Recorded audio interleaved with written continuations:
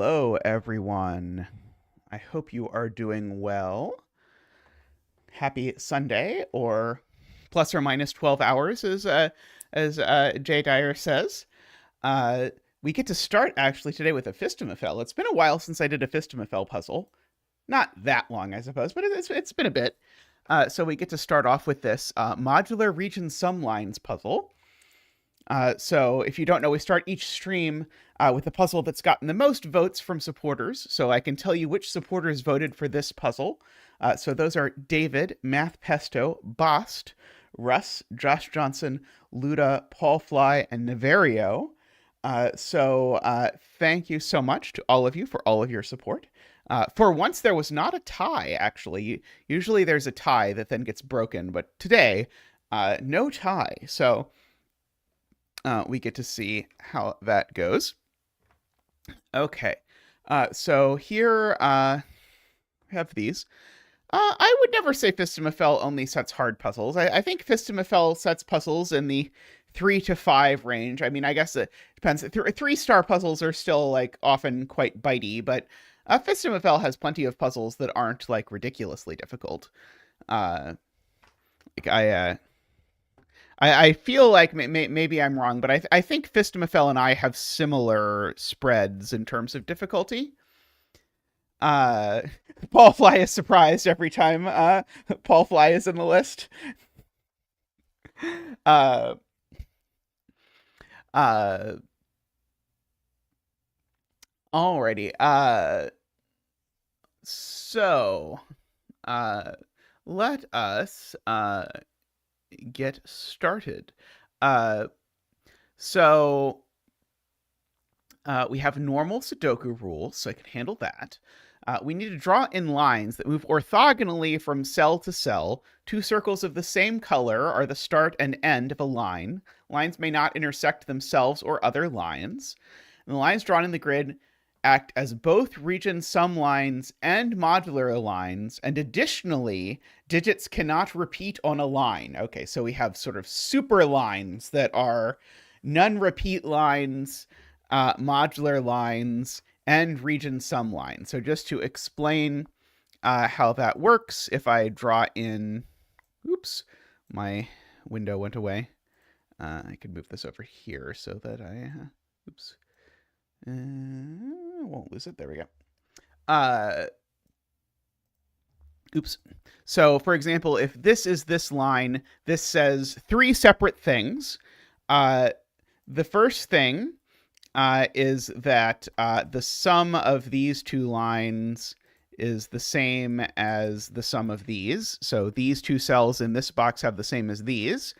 So that's the region sum part. You forgot to always on top one of the windows, yeah? So that's part 1. Part 2 is that there's no repeated digits, so I could not have this 2 is the same as 2 business. And then the third thing is that the digits along the line have to form a modular line, which means that any 2 digits which are exactly 3 apart along the line have to be the same mod 3. And so if you don't know what mod 3 means, it means they have to be in the same column of your keypad. So 1, 4, 7, 2, 5, 8, 3, 6, 9, those are those digits. So for example, this fails all except the 1 because these 2 are 3 apart and they're not. These 2 are 3 apart and they are the same modularity, but they're also the same digit, so that doesn't work. Okay, so that will be very interesting. So I do agree. I think the B line, well, the B line doesn't have to do quite this, but I think the B line has to go at least this far down here, because if the B line tries to go around, it doesn't have a whole lot of space to wiggle,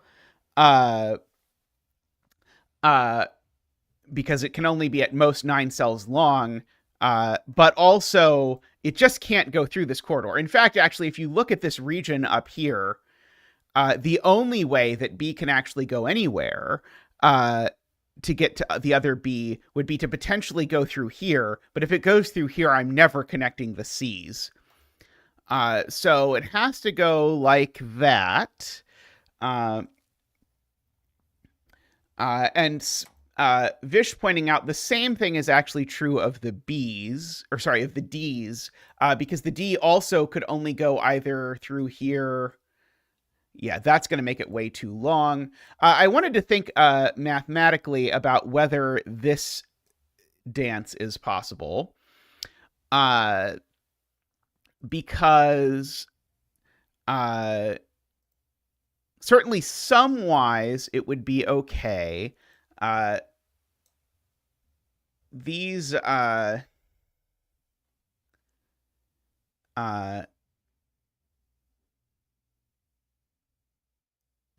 yeah, these I'm not quite sure. I can't quite come up with a proof that these things are different.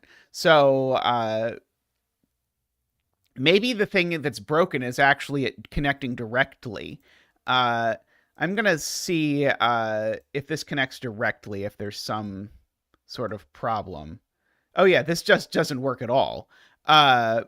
So oops, this was not supposed to be yellow. This was supposed to be orange. This doesn't work because so this is definitely not what it does. And I'll explain the mod 3 thing. So these two would be the same mod 3. So the remainder when you divide by 3 is either 0, 1, or 2. Well, these two are different mod 3.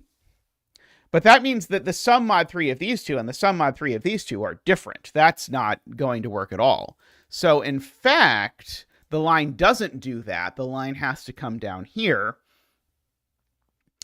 in order to make that work at all.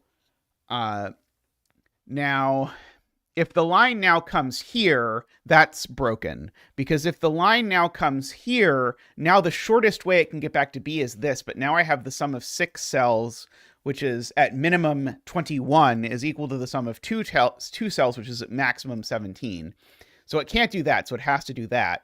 And likewise, now if it goes further down, that doesn't work either, because then again, we get this whole 6 cells equals 2 cells business. So in fact, our first line finishes, and it finishes like this. And so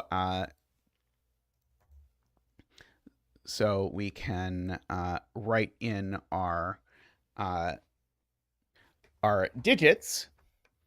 And so I've, again, colored these by modularity, I think correctly. And so the point is these have to be the same mod 3. But these are both yellow plus purple. So this orange, 2 times orange has to be 0 mod 3. But if 2 times orange is 0 mod 3, then orange is 0 mod 3. You can do that either in a ridiculously pretentious way by saying that the GCD of 2 and 3 is 1, so you can multiply by the modular inverse of 2 mod 3 and solve the equation, or by simply trying the 3 cases and noting that the only way that double something is 0 mod 3 is for the thing to itself be 0 mod 3. So anyway, these are from 369. Now, I'm going to bet there's not a 9 in here. Because if there was a 9 in here, the minimum sum of these would be 9312. And 9312 is 15, right? 9312 would be 15, which would mean I would need these to be, oh, these could be 6, 7. That would work. Right?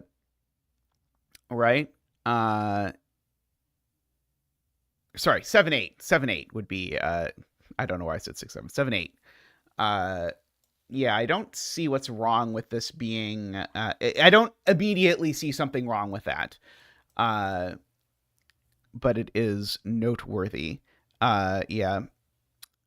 Jays has it spelled out clearly in chat that, yeah, the thing I thought there was no way it would work actually does work.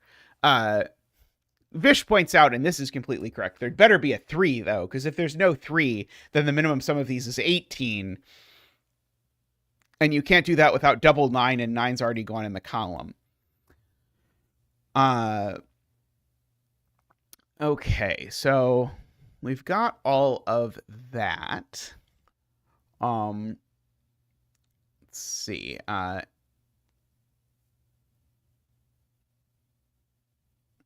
Yeah,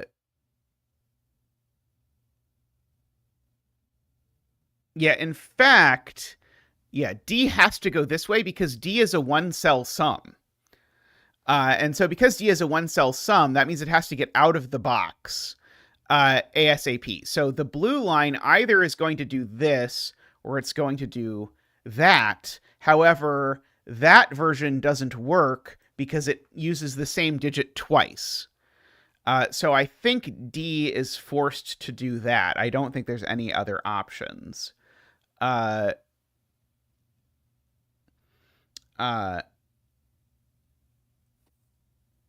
oh, M. Nasty has pointed out that actually I think the thing I argued about green was wrong.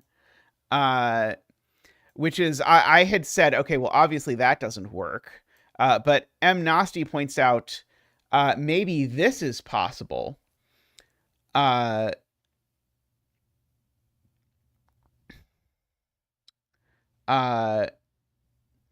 but it's not possible because that's 10 cells, and there aren't repeated digits.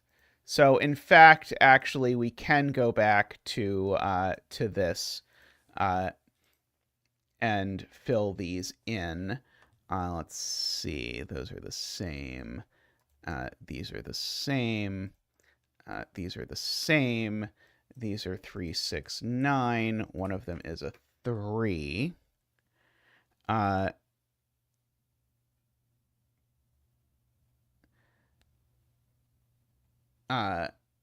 I don't see how it's possible for blue to take 2 digits in box 7. I think blue still has to do this, unless I'm missing something.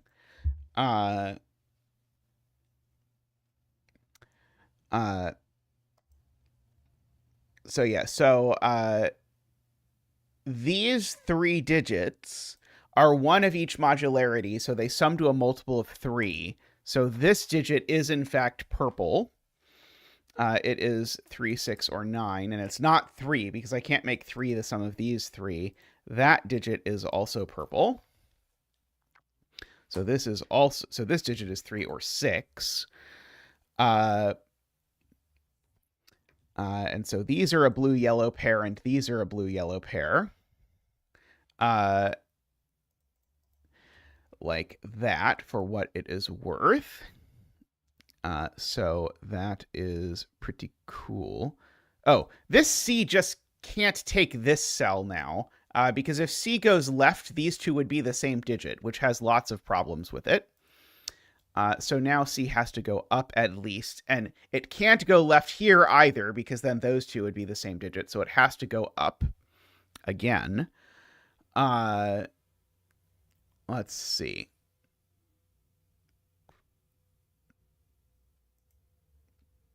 And Jay Dyer has the first spot of the puzzle, which is that if I make this a 6, it would mean the sum of these digits is 18, but 6 distinct digits can't sum to 18, so this has to be a 9. Very good. So let us bring out Zach for the 9 dance. Ba-boop-ba-doop. Wah! Ba-doop-ba-doop. Wee! Ba-doop-ba-doop. Wah!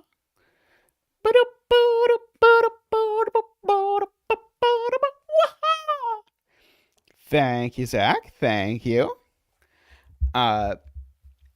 So then these two add to 9, and they're not 3, 6 for whatever that is worth. Let's see. Okay. Red can't go up again, because if red goes up again, I'm going to end up needing 4 cells in box 1. Because if red goes up, it's going to have to do that at minimum, but that's too many cells in box 1, and there's not enough room for it to zig in and out. So red is at least coming over here, and then it's somehow connecting to that cell. We can see. Let's see here. Yeah, exactly the same argument makes this 9. Because this is a sum of 6 digits. Regardless, I don't know whether this does this or does this, but the point is that the red line is always 6 digits long, and a 6-digit long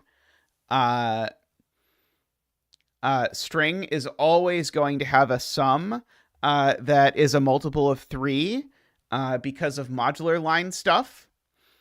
And so what is that sum going to be? Well, minimum 21. And so this C can't be 6. It is 9. I actually think that logic is quite different than the logic for D, but it is still a 9. It shares some aspects in common, but it is not. I think there's quite a few additional steps there. Okay, which means that this cell is certainly blue or yellow. These are a blue-yellow pair. Why did I put that in? Why did I put a 9 there? I don't know. Don't ask. It's definitely not a 9. I don't know why. Anyway, this is still blue-yellow, though. And these are still blue-yellow. Yeah, for like 7,000 reasons, this cannot possibly be a 9. Like it would require me put 2 zeros in the box, and 2 zeros are the same mod 3, and I don't have space to repeat something on a mod 3. I'd have to repeat the 9 on the line, et cetera, et cetera. Yeah, this is a 3 or a 6 because it's purple. Okay, so that 3 or 6 goes here for whatever it's worth. Also, these are both blue-yellow. I don't know why I haven't marked that yet, but we'll go ahead and do that. Pretty sure the F, yeah, the F definitely has to go left for, I mean, this is the most minuscule deduction ever, but the F has to do that. Because if the F tries to do this, it's going to cut off E. And also probably be more than 9 cells long.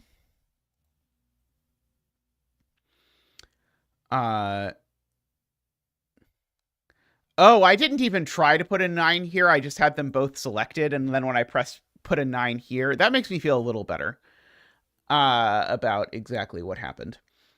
I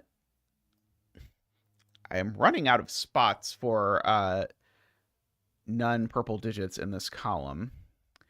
So if I could prove this is purple, I would know what this did, but I do not yet know.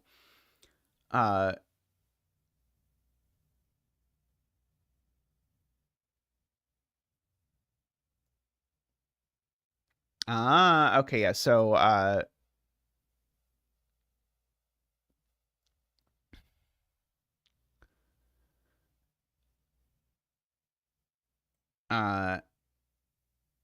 yeah, so we're contemplating can E possibly be a single digit number? And so what is the minimum sum of this line? 1, 2, 3, 4, 5, 6, 7. So this E sum is a minimum of 7 cells long. And it can't possibly hit more than 3 boxes, right? I don't, if this was a single cell, then I'd need, I'm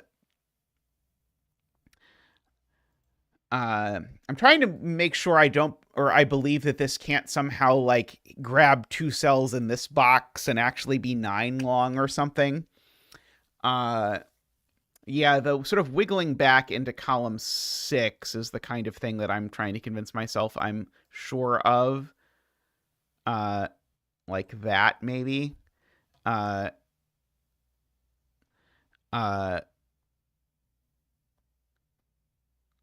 which case the sum would have to be 8, except that the sum couldn't be 8 because the sum of the whole line is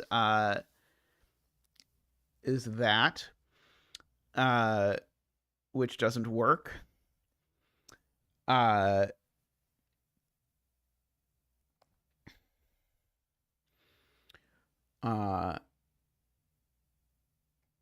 Right, and yeah,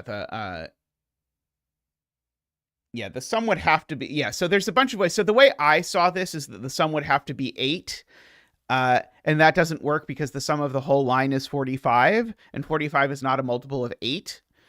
But people in chat have offered, I think, 3 other proofs that this does not work.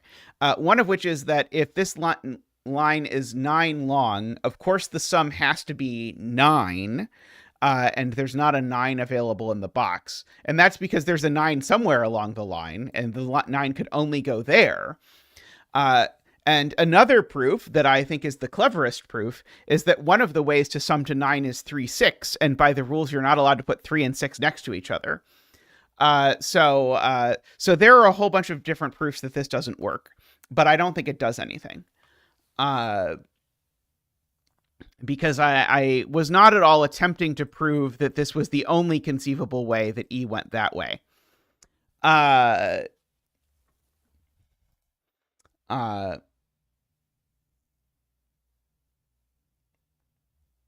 I can't imagine what a proof that that's the only way that it goes here works. Right?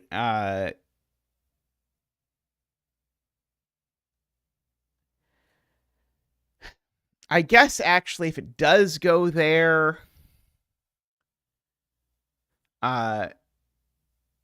yeah, I guess you can sort of yeah.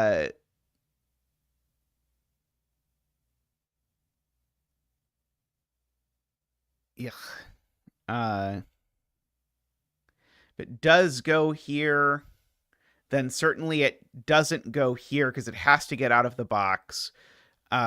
We proved that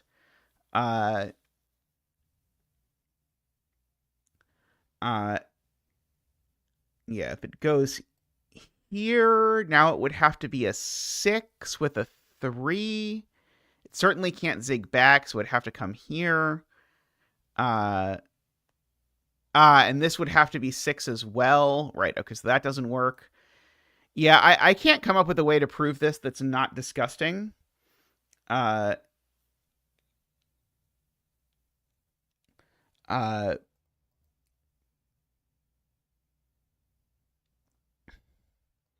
Let's see. So I like Selena's suggestion that it can't be 9 cells because if it's 9 cells, it has to have 4 total boxes involved. And then leaning back on Ambrose's thing, that 45 is not a multiple of 4, that doesn't work. So this can't go through 4 boxes, or sorry, can't have 4 separate sums in it. So it has to have 3 separate sums. But I think it can be 9 cells summing to 15. I mean, it certainly can't be 5 sums. Can it, Paul Fly? Are you suggesting it could be 5 sums? Maybe it's possible with enough reentries it could be 5 sums. No, if it's 5 sums, then it has to sum to 9, and we know it can't sum to 9. Actually, maybe we don't know it can't sum to 9. Maybe it's possible it sums to 9 and the 1 cell sum is there.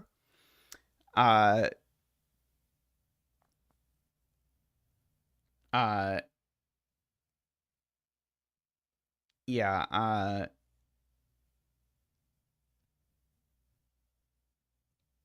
Right. The sum is never 9 in a 9 cell line because of the 3, 6 problem. That argument still works. So it's never 5 segments. It's never 4 segments. The sum is always, sorry, it's never 4 segments if it's 9 cells long. It's never 5 segments, period. I think. Actually, maybe the sum could be 8 and it could be 5 segments. That's possible, maybe.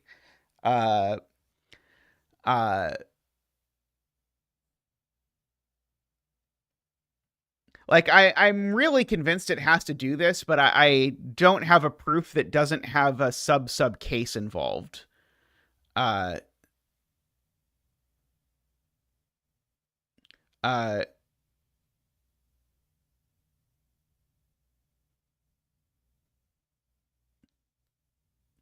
uh,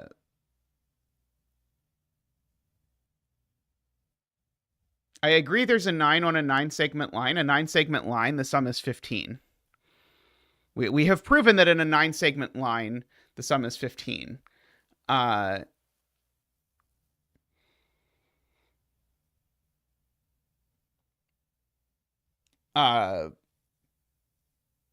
my argument was there's no 9-cell line that sums to 8. I wasn't claiming that. I was just claiming maybe the sum could be 8 and we could have visit 4 regions along the way. And so it's not obvious to me that an 8-cell line can't have 4 segments on it. It's possible that there's some sort of parity argument that's not possible. Like some sort of checkerboarding argument or something, but it's not clear to me that the sum can't be 8 with it visiting 4 total segments, but it would not be 9 cells long. Right, yeah, the parity does say that the length of this is odd. Okay, so yeah, so there's that. So yeah, so every way of getting from E to E has odd length because of the checkerboarding thing. Yeah, I had not done the checkerboarding thing yet. But if you consider a line going from E to E, it's always bouncing back and forth between a white cell and a gray cell. And so no matter how you do that, because you have to move from a gray cell to a gray cell, it's always going to involve an odd number of cells because it's going to involve an equal number of gray and white before this, and then a gray here at the end. So the length is never 8. For pure line reasons that have nothing to do with anything. So the length is 7 or 9. I had just not done that calculation yet. And if the length is 9, then the sum is definitely 15. And if the length is 7, then it definitely doesn't do this. So that's a proof we've reduced the number of cases involved because there's 2 cases. If it's length 7, it can't do this because it's necessarily taking 4 cells in this box, and you can't have a 1-cell sum with a 4-cell sum. Done. If it's length 9, we've proved the sum is 15, in which case 15 is not a 1-cell sum either. So we have, with great effort, gotten that segment in a way that I don't feel horrendously embarrassed by our argument for. So it took a lot of work, a lot of collaborative effort there to get that down to only being 2 cases to check, I think. But I think we got there with 2 cases to check. Okay. So now, if this goes down 1 more, is that a problem? Presumably not. That could probably be the 15 version. Yeah, that could be the, could do that, and that would probably be okay. Well, I connected E to F there, so that would not be okay. But imagine I didn't connect E to F there and did that instead, or something like that.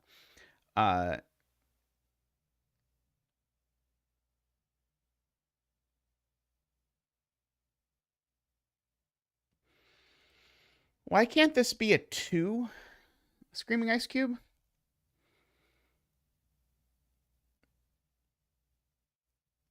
There's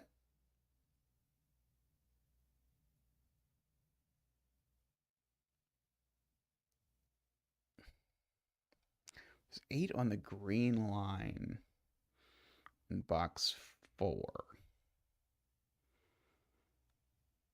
Oh, yeah, that's right. Okay, wow, yeah. So, very nice. So let me say this in a way that I think the real point of Screaming Ice Cube is that there's a 2 corner marked in these cells. Because I need something from 258, and it surely isn't 8. Because 8361 is already too big to possibly fit. So the thing, because of the given 5, the thing we need is a 2. And now this cell is not from 258. So this cell is now definitely from 147. There we go. That is Screaming Ice Cube's point. Distilled, perhaps slightly. So now this isn't 2-7 and it's not 3-6. So now these are only 1-8 or 4-5. Those are the only options for this. Oh yeah, probably not a 7 and a 3-cell sum to 9. That's a good point.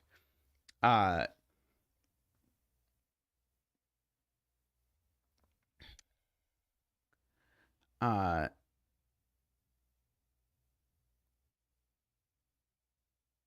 so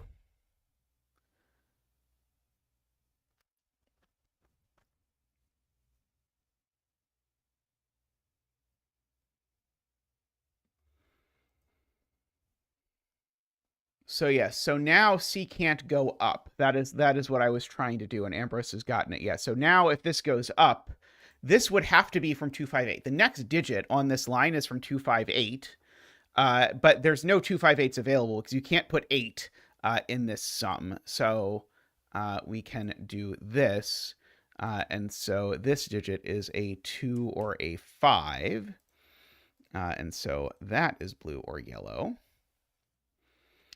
Uh, like that. Uh,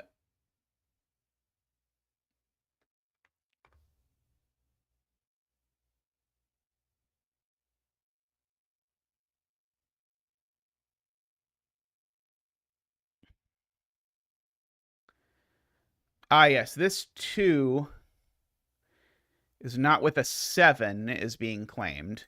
So the claim here by Sayori is that I need this 2 to be with a 147, but 2-7 is not going to work because if this is 2-7, that's 9 plus 9 at minimum, that's 18. So this is with a 1-4.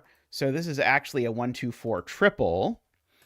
And that's a virtual 1-4 pair over here in this box as well, or a virtual 1-2-4 triple, whatever way you want to think about it. Uh, uh,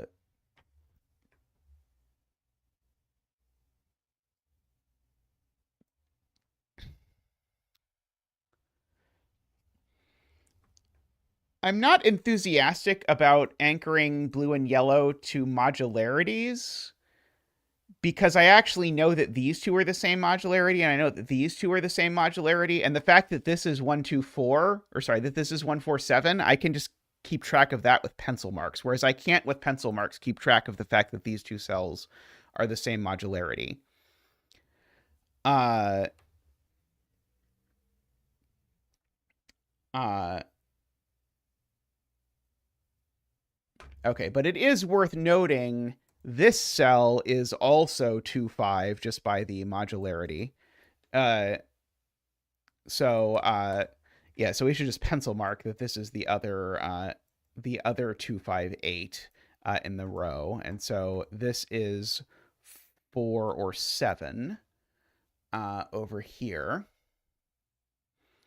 And so these aren't yellow. That's the point. So now these are blue. And so now this is yellow. And so this is 1-4 or 7. There's no way this is a 1, right? Yeah, there's no way this is a 1. 1 is too small.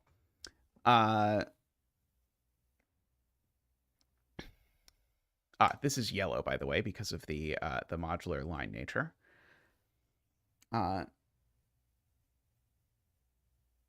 Okay. There's no way that this can be. So this is 2, 5, or 8, but there's no way it can be 2. Can it be 5? 5 plus 7 is 12. Yeah, we can do 3, 6, 1, 2. That'll work out okay. I don't know why I said it can't be 2, and then I said it can't be 2, and then I wrote 2 in the cell anyway. That was not particularly helpful. Yes, this is blue. Good point.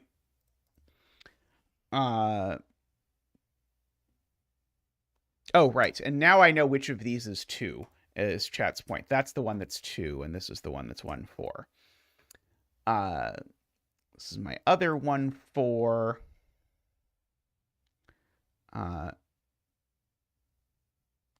Got it.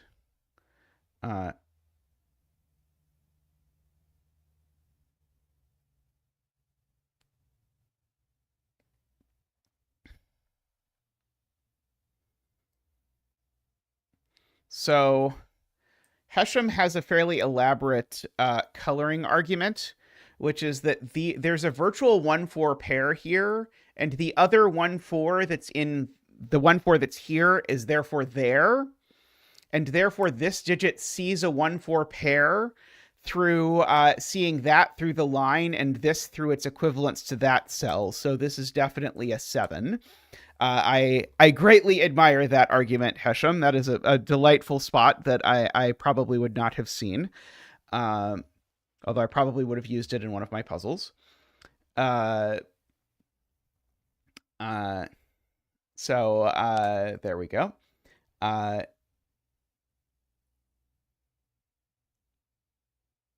Oh yeah, if you use the column 2 pair, it's a little bit easier to see than the way that I did it. That was more elaborate. Yes, the column 2 pair directly does it. Okay. So can this still be 9? 9, 3, 2, 1. 9, 3, 2, 1 is still 7, 8. That's still a possibility. Yeah. The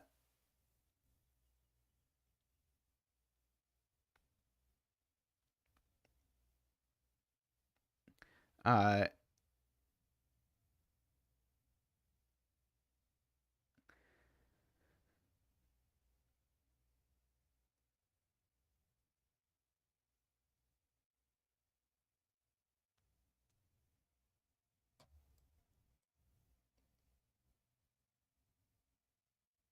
okay, people are repeatedly telling me this sum can't be 1, 3, 5, but I don't understand why people think this can't be 1, 3, 5. Uh,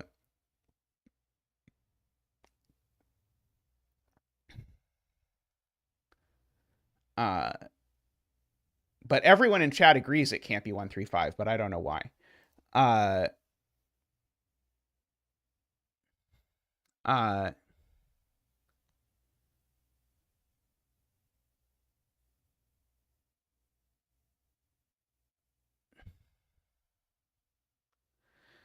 oh, 2, 3, 4 breaks this sum is people's point. If this is 2, 3, 4, then this is 7, 5, and 7 plus 5 is not 9. So therefore, this sum definitely has a 1 in it. So that's a 1 and a 4.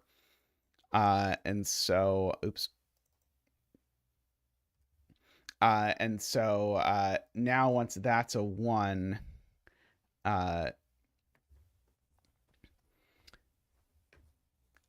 actually, I don't know that. Oh, now this is minimum 15, even if this is a 9. So now that's 3, 6, and that's an 8. So we've got all of that. Um,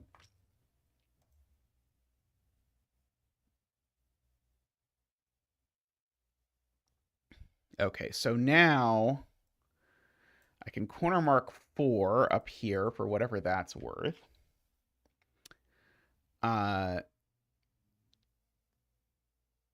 If this isn't a 5, these are a 4, 5 pair for whatever that is worth. These are all yellow or purple.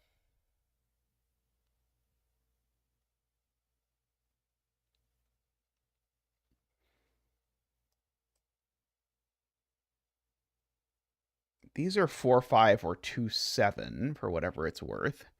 I don't know that it's a lot. This isn't 4. This isn't 4, so that's not 5. This isn't 2, so that's not 7. Oh, so now we know the color of this. Wow. Yeah, so this is just by filling in the Sudoku. Oh, sorry, no, never mind, sorry. This is the wrong, this is a 3-cell sum, not a 2-cell sum. Whoops. Tragedy. Genuinely tragic. It would have worked. It would have been so cool too. We would have known the coloring and everything would have been okay. But alas. Uh,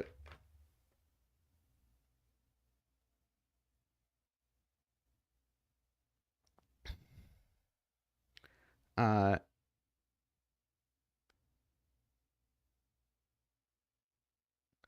uh,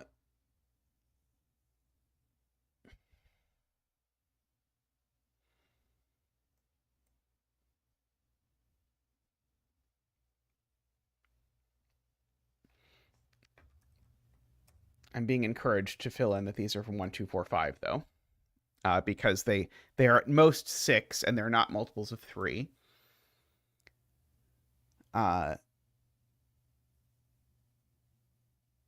People keep telling me no 1. Oh, no 1 because the digits can't repeat. Good Lord. Okay. Yes. No 1 because the digits can't repeat. Yes. There we go. Yes. There's a 1 there. So these can't have a 1. So therefore these are 2 and 4, I believe, right? Yeah. 2 and 4. And that is a 3. So that's a 6 and a 3. And so this is blue, so that's blue. And so these are yellow. That is an 8. That's a 1.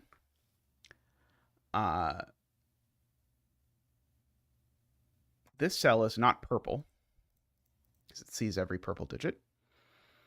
In fact, this digit's only 5 or 7.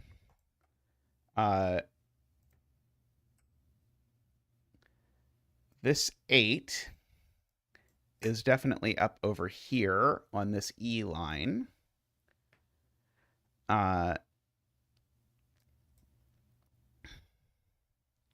These are 5, 7, and the other one. 9, actually. So that's not 5, that's not 7. Yeah, one of these is definitely a 9. I can corner mark. So, oh no, sorry. I was going to put the 9 over there. Okay. Oh, so 5 doesn't join this line. So 5 can be corner marks down here because I can't put 5 and 8 next to each other. So there's a 5 corner marks down here, which makes that a 9, 7, and 5. Which makes that a 2 and a 5, makes that a 4 and a 6. So we've got all of that, and now we've got a little bit of coloring to clean up because 5 is blue, 7 is yellow, or this is purple. So we've got all of that. And now these are a 4-5 pair, Sayori points out.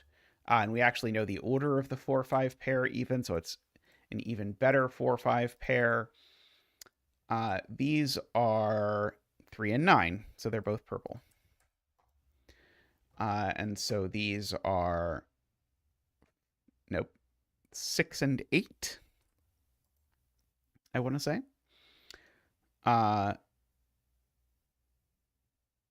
Okay. So the other digit over here is 7. Just by Sudoku, because the 7 has to join it. So this line is 7, 8. So these, in fact, are blue, yellow. And these digits are 1, 2, 3, 4, 5, 6, 7, 8, 9. 1, 5, and 6. Okay. I feel like there's no way this takes a third cell and the sum becomes greater than 15. Right. The sum cannot become greater than 15 because even if the line is 9 cells long, you could only fit 3 15s. And there's no way that this is only visiting 2 boxes. So this definitely needs to leave immediately. In order that this works. And this cell's always purple because neither of these is purple, and so this cell is a 9. So these are 5, 7, 8, it looks like to me. 9, 5 would have to go with a 1. So this can't go here. For the funny reason that if this goes here, it would have to be 9, 5, because you can't repeat the 7, 8. And then I need a 1, but the 1 would have to be here, and there's already no 1 in this row. So we have to go down. Now let's fill in this row. These are 2, 3, 4. 6, 7, 8, 9, yep. And so now these can't possibly sum to 15. So we need to go here. But now these can't be 1, 2, 3. So we need to go down. And these are 2, 4, if you want. 1, 2, 3, 4, 5. And so there's no 2-cell sums to 15 that are left. So this has to be a 4-cell sum to 15. So it's either going to wiggle like that or wiggle like that. I don't think we know which one yet. But these two digits I can at least say are not 7, 8, or 9, or 2, or 4. So the sum is 1, 3, 5, 6. And this cell is definitely purple. And this cell is definitely purple regardless. So these are, in fact, 3, 6.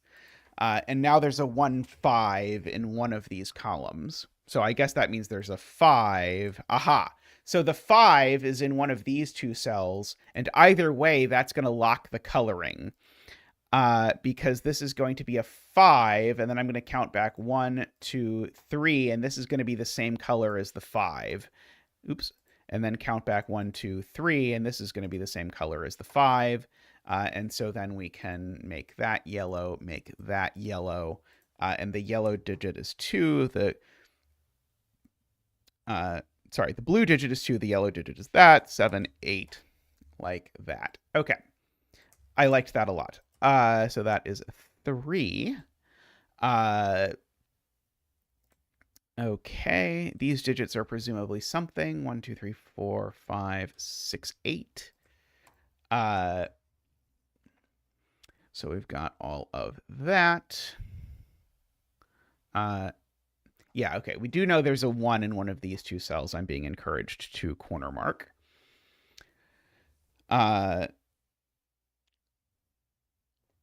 Okay. This digit is very restricted if I write out all the things it can be. So this digit is not 1, 5, 3, or 6. And it's not 4, 9, or 8. This is a naked 7. Wow, okay.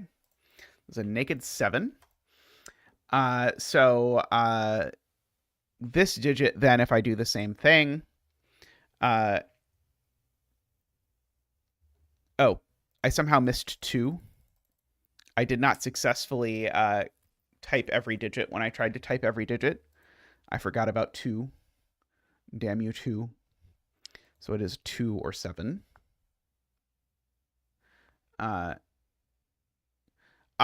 This digit can't be purple because it sees 3, 6, and 9. Which makes these the two purples for the row because this is a 4. And these are a 3, 6, except, actually, this one's now just a 6, and that one's the 3. Very nice. Okay.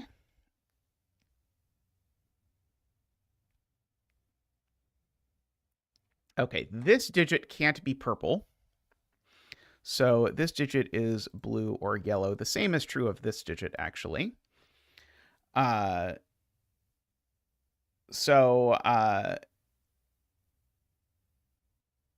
just looking at what's happening with this A line. The A line has to have a purple in it somewhere. I'm going to take a real quick break, actually. I'll be back in just a moment.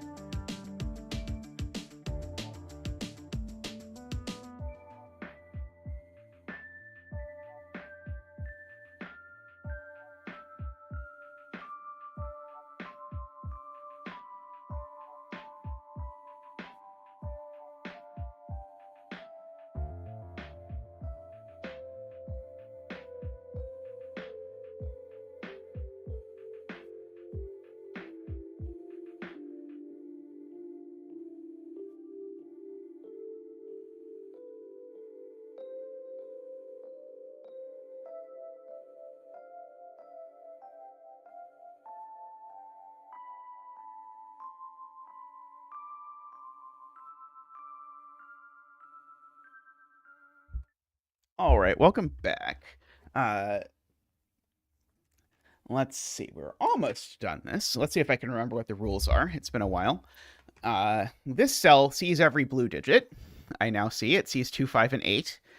So it's not blue, it's yellow, where it is 1 or 7.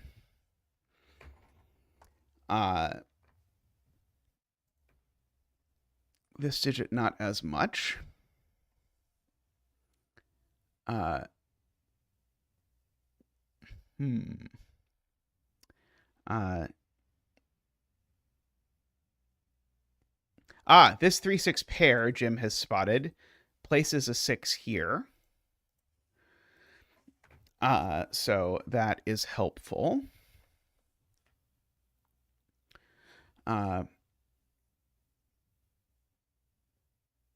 So interestingly, because if this was a 1, 5 pair, this would be a 7, 8 pair. I wonder if this is going to be a naked single nothing deduction. I don't. If it is, I don't see it yet, but it could be. Let's see. I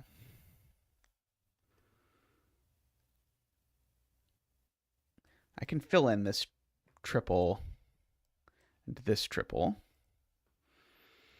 And I know this isn't 1 by the row. Uh,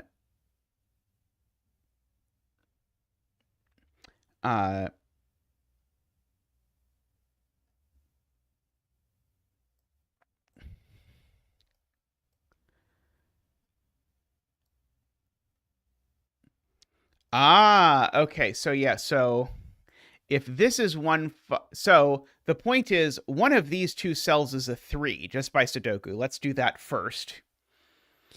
And so because one of these two is a 3, now if I make these two 1, 5, these are 1, 5, and these are 1, 5, but that's a problem because then I have overwritten both spots for the 3. So these aren't 1, 5, these are 1, 5, which lets us finish the orange line. This is yellow and blue. And so these are 2, 3, 7. For what it is worth. I was optimistic that would do something because it was a very cool step to use, but I don't immediately see that it did something.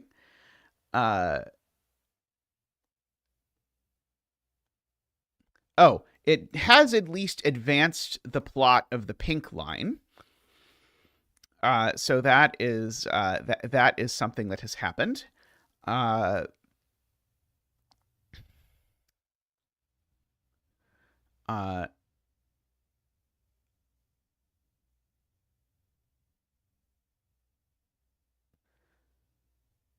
Okay, and whatever the cell is that's next, it's going to have the same color as this one. I probably am not supposed to wonder if these two cells can be the same color or not, huh? If they're the same color, that color isn't purple. I can verify that for you. But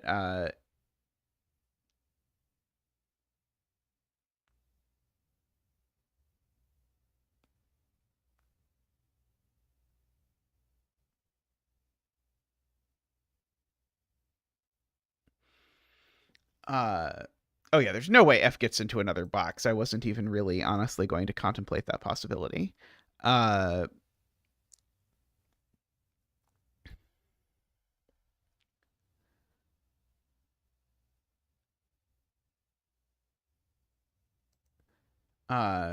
This is a very good puzzle, Nordy. I am quite enjoying this. This is one of my favorite puzzles I've done on stream in a while.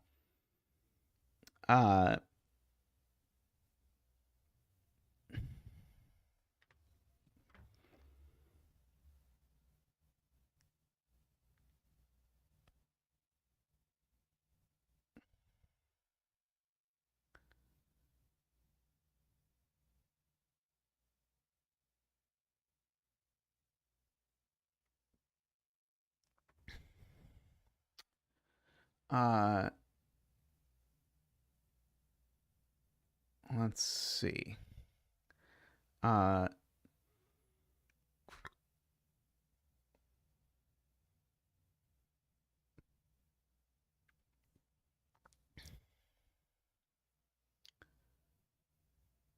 see. There's a 3, 9 over here.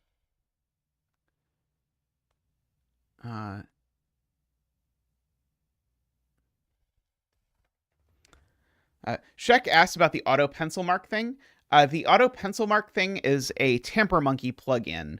So if you go to the zetamath Discord and ask, someone will give you a link. And there's a link to the zetamath Discord down here. It requires a little bit of installation, but it is not so bad, and I think it is well worth it because I think it is very helpful. Okay.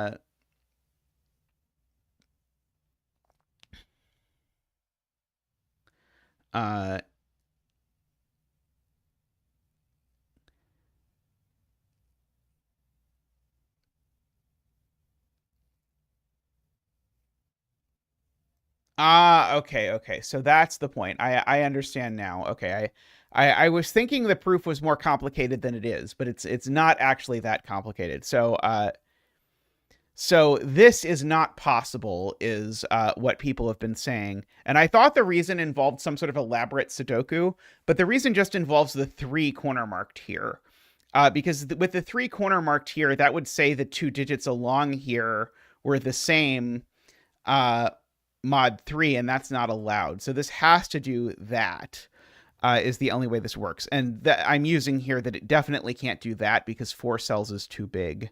So it has to do that. That makes sense. Okay. So we have our A line. So either this is 3 or that's 6. Oh, I didn't prove it can't go down because I didn't even contemplate the fact that it can't go down, or that it could go down. I missed the fact that this cell was still possible. But it certainly doesn't go that way. I did prove that.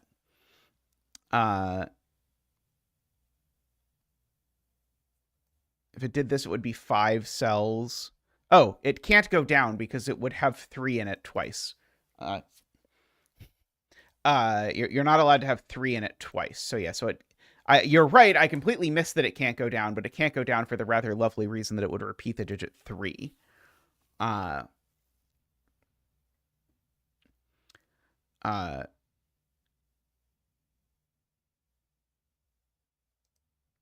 see. So this is 1 or 2. Oh, well, this certainly isn't a 2. This is a 3 or a 7. If it's a 3, that's a 1, 2. If it's a 7, this is a 6. So this digit is always 1, 2, or 6. Oh, no, that doesn't even work. That doesn't even work. For the same reason as the 3. 7, 6, 1 doesn't work because 7 and 1 are the same modularity, right? You can't put a mod 3 thing in this at all. So these have to be 1, 2, summing to 3. Oops, that's not what I wanted to do. And so that is a 7, 9, 3. This is a 2, which is blue, which makes this yellow, makes that blue, makes that 7. That is not 1 anymore. That is a 6, 8. These are, 1, 7, and assorted other things. Let's see. What about this? Oops. What did I do? Oops. What about this cell? Because this cell can't be 3 or 6. So the cell's only 8 or 9 for what it's worth. And I know that these are a purple-blue pair for what it's worth. And so this cell, if I look at it, it can't be 4 because there's a 7 right next to it.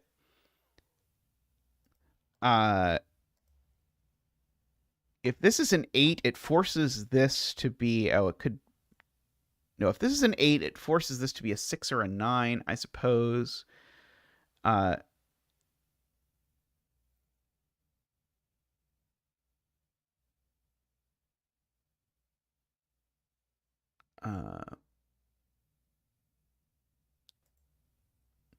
Okay, 1, 2... Right.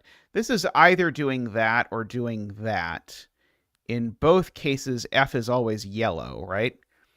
I think I think this cell's always going to be yellow regardless of how I connect. So I think that makes this cell always a 1, which seems to make that cell a 1. That is 5 long, right? Oh, you mean why not? Why can't I do something like this? Maybe I could do that. It doesn't seem likely to me, but it's possible. But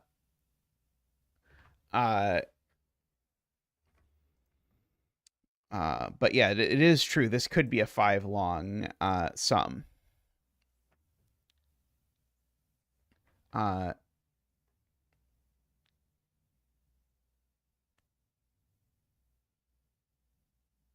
Okay.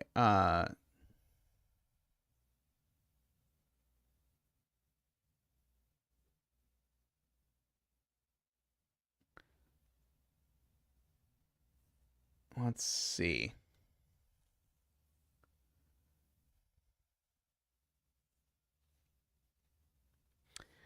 I'm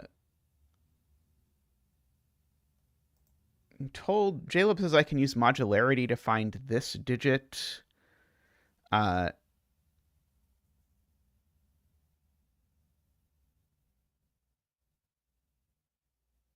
So if this is 5 long, then the sum of these should be 0 mod 3, in which case this would be an 8.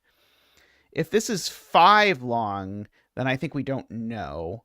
And people in chat have something that I think is an ugly case-based argument, but maybe it's more elegant than I am seeing, that it can't be 5 long.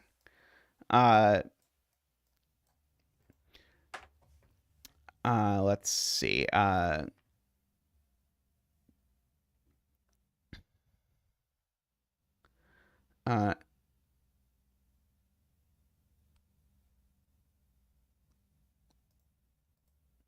It's not that ugly. Count the yellows.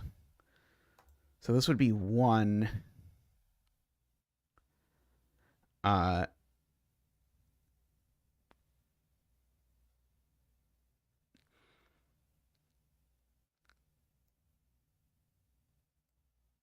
Oh, I don't actually know that this is yellow. That was not a valid deduction.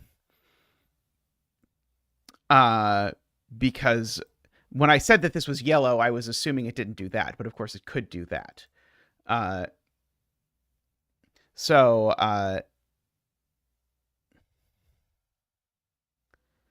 it's yellow if it's 5 long, but if it's 5 long, we know what it is.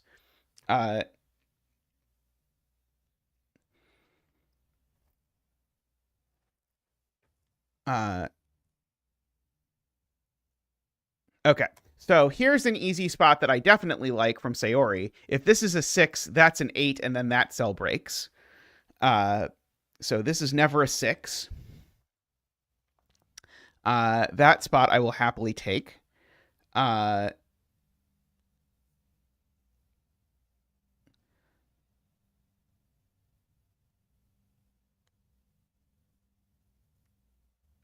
So what people really want me to do is corner mark 4 in one of these two cells. And then make some argument about if this thing is 7 long, how many yellows should be on it.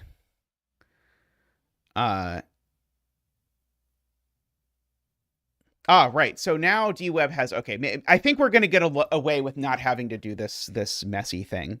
One of these dweb points out is definitely a 9, which makes that a 3. So let's hope we can get away without doing this. So that's a 3. Let's see. Maybe I was excessively optimistic. Who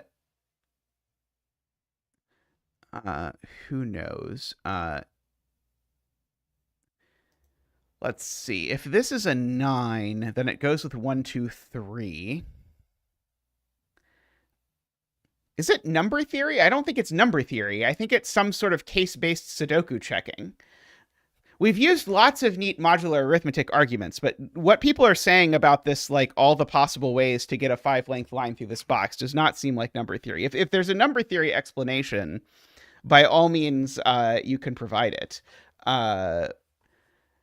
But it has seemed to involve something rather less nice than that. And this has been such a nice puzzle. I don't want to shortcut the last nice step.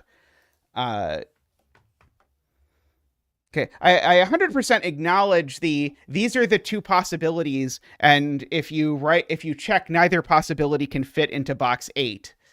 But that is not that seems messy. But I think it seems like Eckbert sees something nicer. But I don't quite understand it. Let's see. If this is a 9, we do need 1, 2, 3 to go with it. Because if this is a 9, then that's an 8. And so we need 1, 2, 3.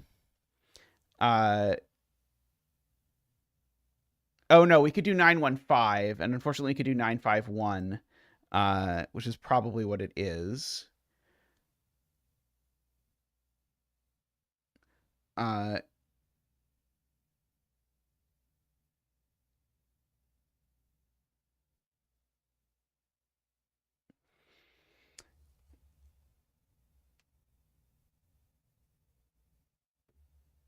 Okay. Okay. That's that. Okay. Thank you. Emma has given me the nice way to say it. If my line is 7 long, it definitely needs to have a 1 and a 4. It already has a 7. So how in a length 7 line could you fit 1, 4, and 7? Well, there's only one digit on a length 7 line that you get, or only one modularity on a length 7 line that you get 3 of. And where does it go? It goes at one end, and then where is it as far as the other end? It's 2 away from the other end.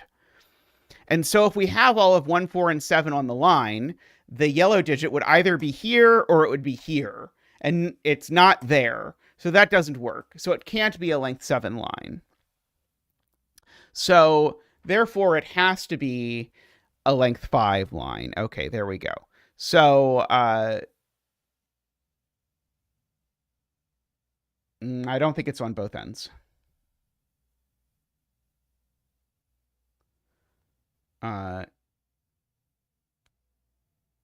maybe it is on both ends, actually. It is on both ends. You're right, it is on both ends. I did it wrong in my head. I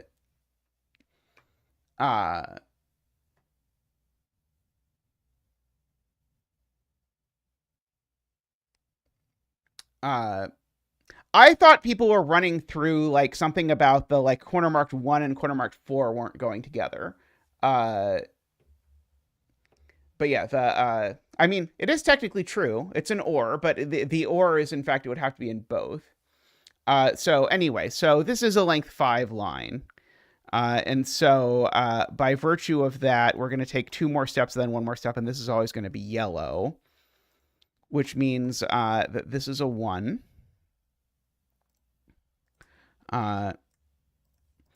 This is a yellow.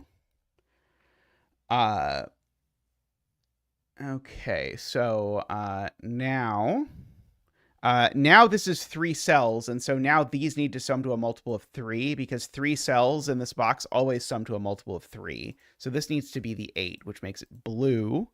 Sorry, makes it blue. which makes this purple, which makes it a 9. And now this needs to connect to a 5, and the only place it can connect to a 5 is here. So this is a 5. And so, therefore, this is going to be purple. This is going to be blue. We can fill in some action along that line. This is going to be blue. This is going to be yellow. 2, 4. We can remark just for clarity. This is going to be purple. So this is going to be blue and yellow and blue and purple. So we can fill that in. 8 and 6 and 1 and 6 and 5. Let's see. This will be yellow and yellow and yellow. Funnily enough. And that's going to be yellow and blue. And that's going to be purple and yellow. If I finish these up, 7, 9, 7, 1, 7, 1. We can remark again. So we'll get a purple, a blue, a purple, a blue, a blue, a yellow, and a purple. And let's see, this column looks like it's missing a blue. This box, let's see, we'll do some more. 2, 9, 3, 8, 6, 3. So this is now at long last going to be yellow and purple. And this is going to be yellow. And at long last we get this is going to be blue. 5, 9, 7, 5, 8, 4, 6, 4, 2. I did really like that one. That was great. That was one of my favorite puzzles in recent memory. Only Phistomefel can set a puzzle that has modular in the rule set and is still somehow an above average puzzle. Modular is definitely in the ring of hell along with every indexing constraint, in my opinion, but that it was used very well here because of the combination of constraints, which worked sort of very well together. This was a very interesting sort of combination of these. Alrighty. I am sorry, Isabella. I apologize for insulting Isabella's favorite indexing constraint. Fortunately, we have Tristan to do all the indexing puzzles that get made. Alrighty, I am going to take a quick break, and I'll be back in a moment with another puzzle. So see you all shortly.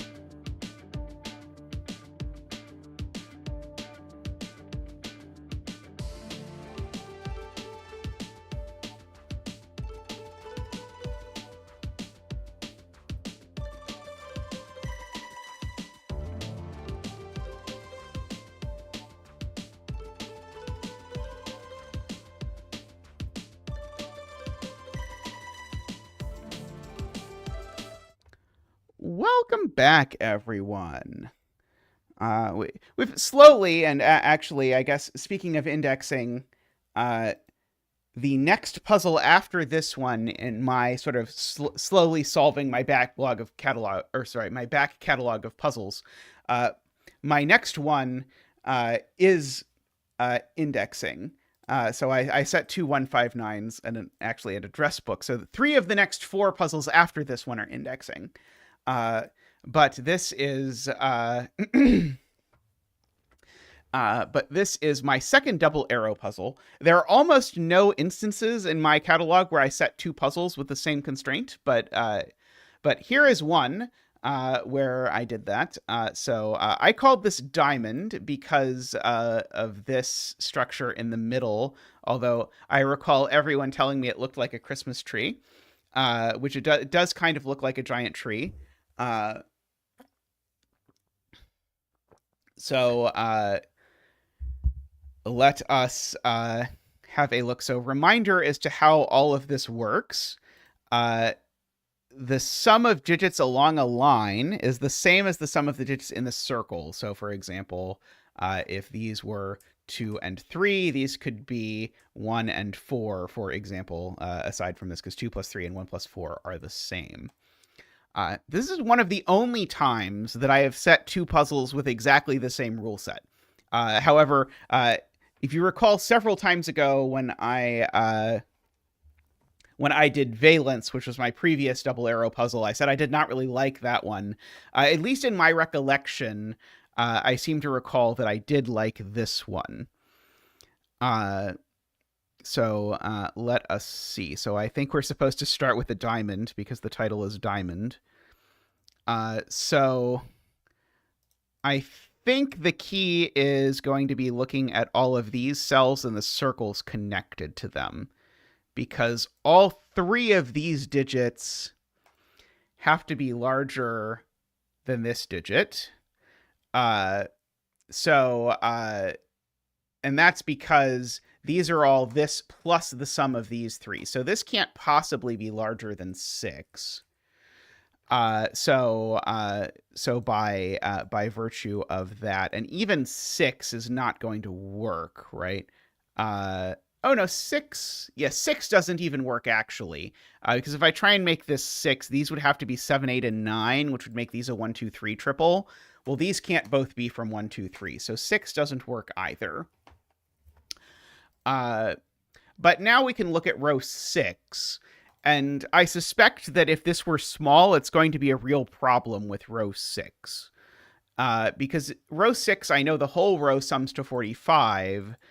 Well, let's do the math in terms of these. So that 45 is yellow plus green, plus, and then these cells are an additional yellow plus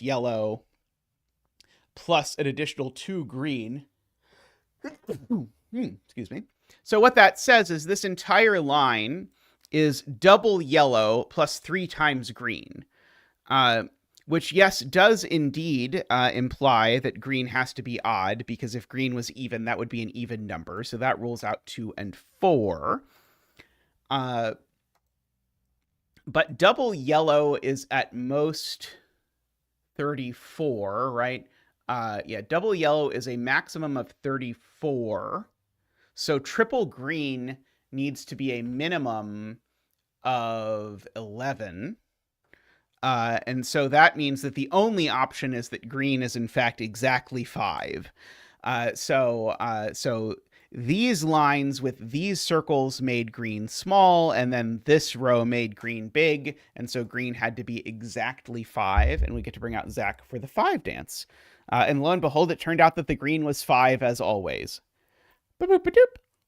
Whoa! Ba-doop-a-doop. Whoa! Ba-doop-a-doop. Whoa!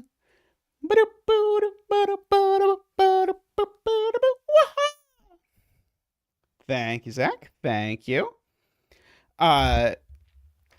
So this puzzle began Simon's long-standing trauma with with double arrows, because Simon did do this puzzle over on Cracking the Cryptic.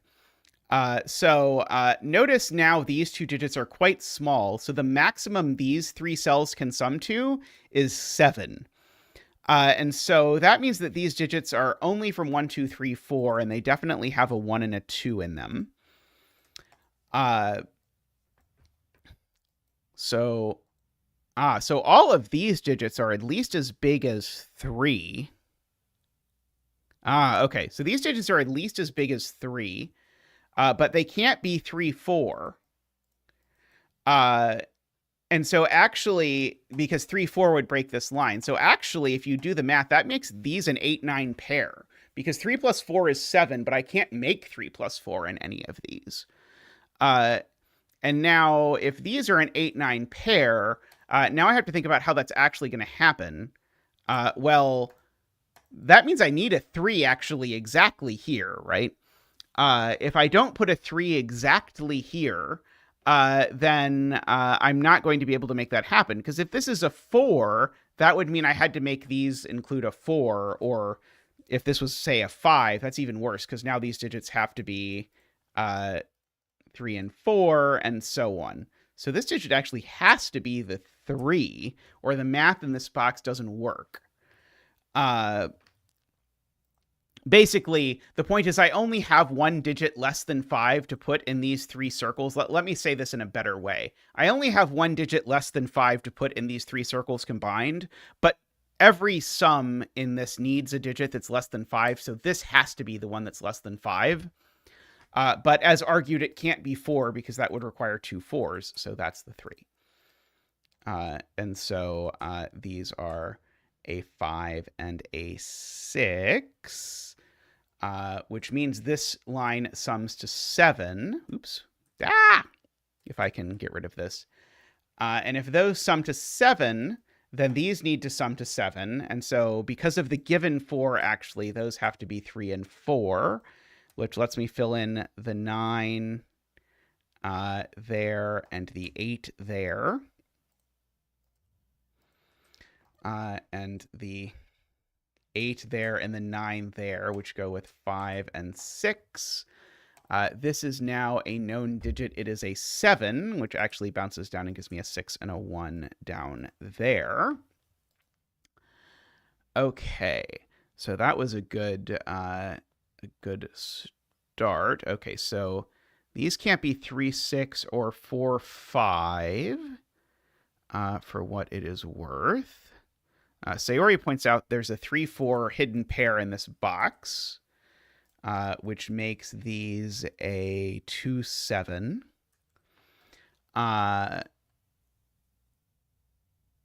Okay. I can actually, now that I know this is a 5, maybe I should go back and do the math on what the sum of these two digits is.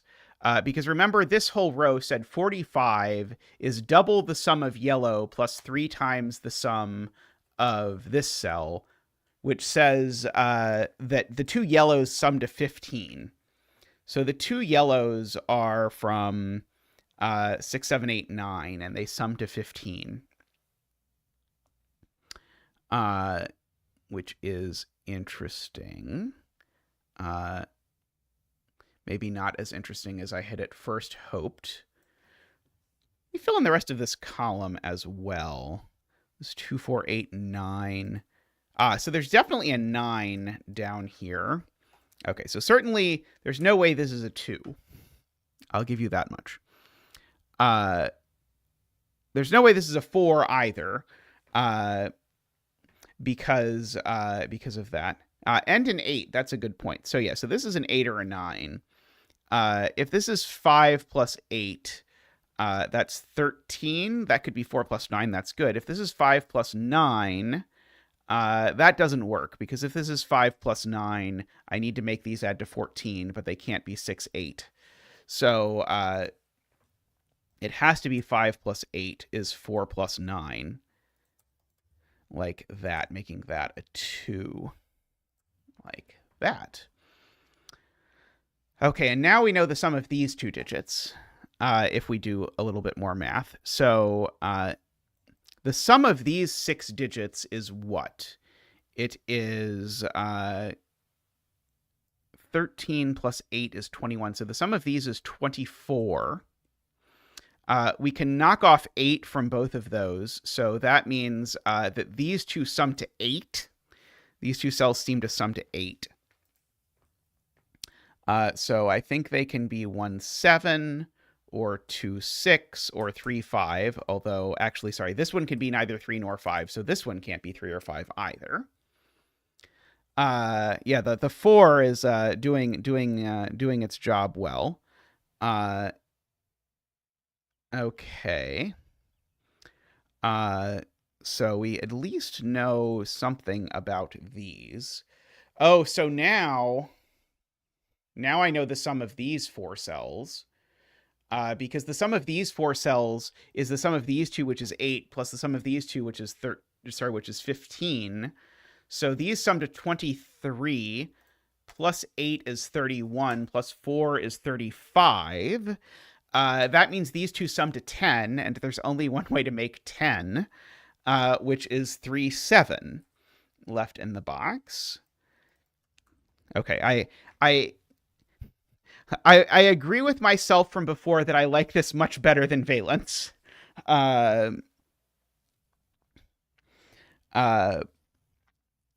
Okay.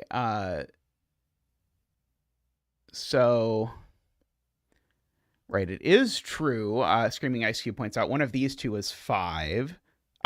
In fact, that one is 5. It does mean one of these two over here is 5, which is going to be a little bit interesting when it comes to thinking about how these two sums have to actually end up working out at the end of the day. Let's see. There's only 3 digits left in this box. Maybe I should actually ask myself what they are. There are a 1, a 2, 3, 4, 5, and a 6. That one's not a 6, actually. So there's a 6 involved in these. 6 plus 7. Is 6 plus 7 too big? 6 plus 7 is 13 plus 1. That would work out. Oh, 3 doesn't work here. 3 would be too small. If I make this a 3, 3 plus 5 plus 2 is only... Oh, damn it. No, that does work. 3 plus 5 plus 2 does work.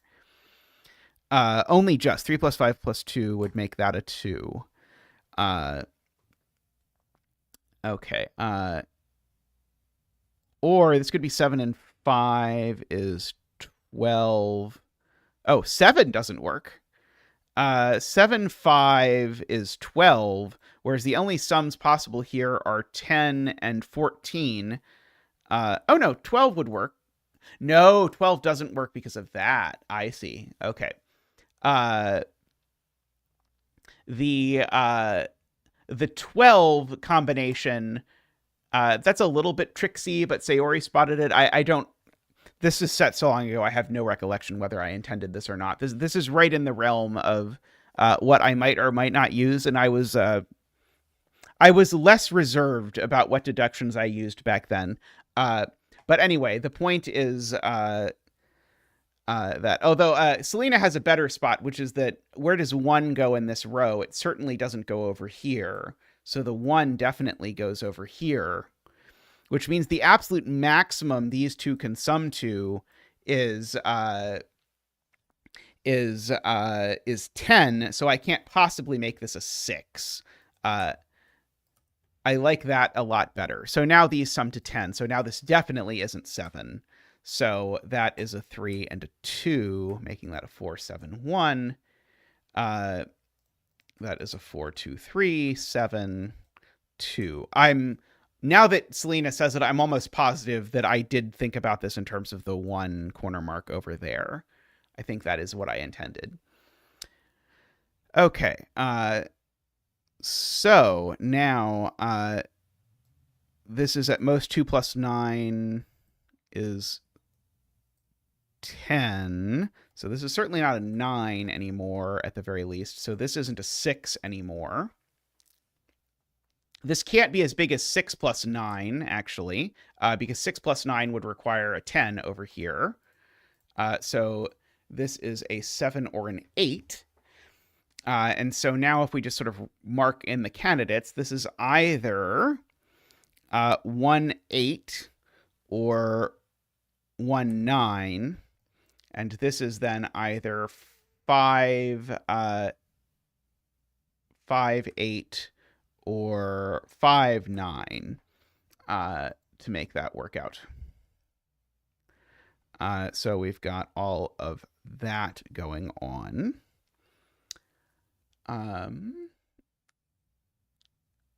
Let's see. Column 7 now has a unique way to make this 9 sum, Sayori points out, because we've killed 2 7, 3 6, and 4 5. So 1 8 is the only one left. So that's an 8 and that's a 1. Now this can't be 1 8 anymore because there's a 1 8 in the row. And so this is not 1 8. It's not 4 5 or 3 6. So it's 2 7. So we get that 7 2 there. So we get all of that.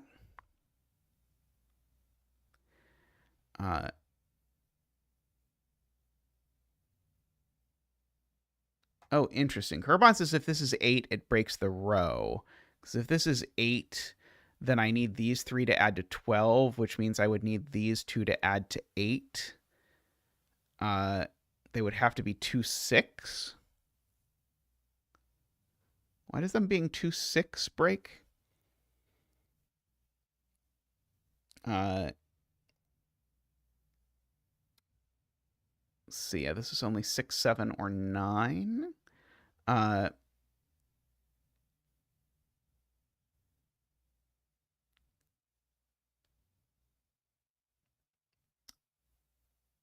Okay. Can I possibly put a 9 here? Is 9 too big? Yes, 9 is too big to go here.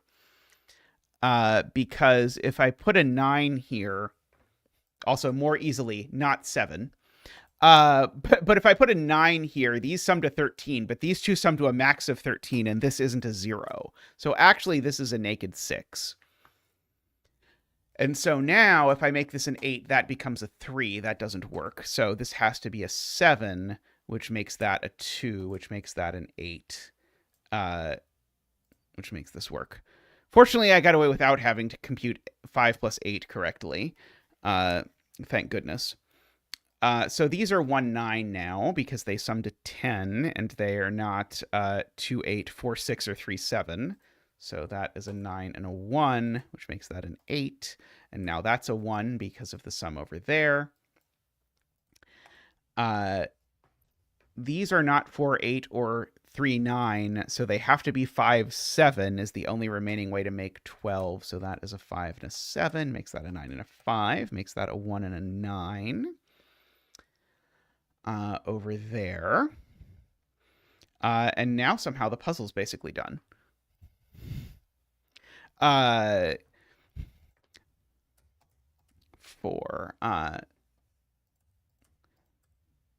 with my hazy memory of puzzles and chat's help with spotting things, this went much faster than I thought it would. 5 4 7 3 2 1 6 3 8 3 6 4 2 and 5. Wowza. Okay. Yeah, I feel like this does a much better job on delivering on the promise of double arrows, which I do think are a worthwhile, if challenging, constraint to use. They definitely tend to be on the slightly mathier side. If you want to have watch a slower solve of this, I did greatly enjoy watching this puzzle really break Simon's brain and intuition. In particular, this puzzle relies heavily on one cell double arrows, and one cell double arrows are very unintuitive to people who are first seeing double arrows, because it feels like you want to put a small digit here because you're used to putting small digits on the sum part of arrows. But here they actually need to be big digits. And so that I think causes people when they first see this to sort of miss that these are really the important cells. One cell double arrows are the original zipper lines. That's true, actually. That's true. Alrighty, well, I'm going to take a quick break and find another puzzle. So see everyone in just a moment.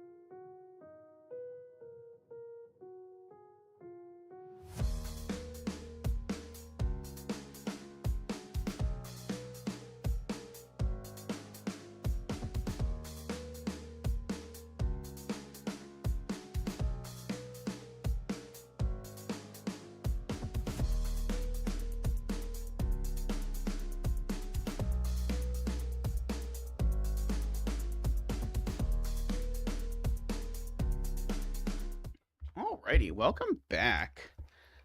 We next up have a Renbon Whisper Killer Puzzle by Joseph Nema. So for purposes of this puzzle, actually, the purple lines are really extra regions. So they just need to contain the digits 1 through 9 once each. Normally, it's something about containing a non-repeating string of consecutive digits, but in this case, the non-repeating string of consecutive digits just has to be all of the digits 1 through 9. Chad is going to tell me the sum of these two cells and the sum of these two cells while I explain the rest of the rules. So this killer cage, this 20, gives me the sum of these 4 digits. Hey, Playmaker. And also the rule that you can't repeat digits within a killer cage. So that is often sort of a crucial piece. So this digit normally by Sudoku could be the same as that digit. But I can't do 9191, for example. That would be illegal. And along this green line, we need to make sure that digits differ by at least 5, which means they're going to bounce back and forth between high and low as we go along these. Okay, so people tell me the sum of these two digits is 8, and the sum of these two digits is 4, which means that these are 1, 2, 3, and in particular, that's going to give us the high-lowity of the entire whisper. So I'm going to actually make purple into blue, just because why not?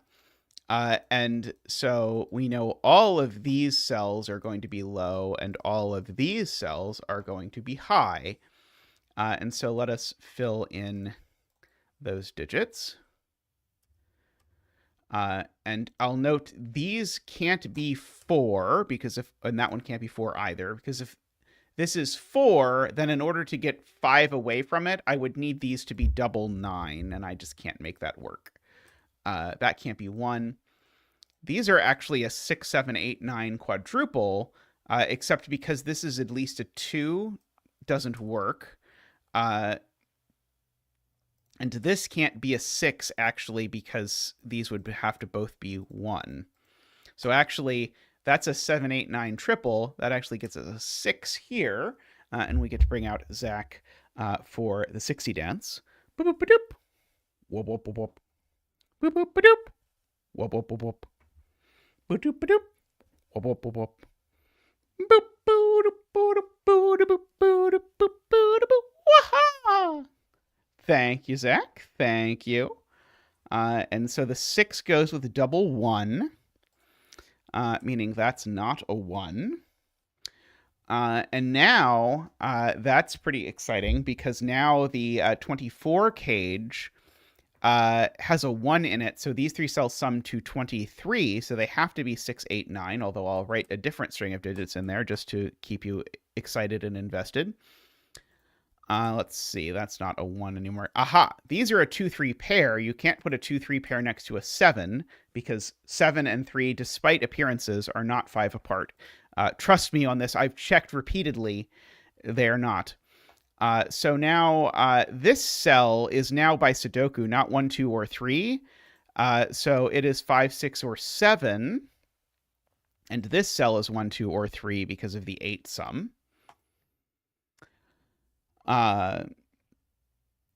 To make that work.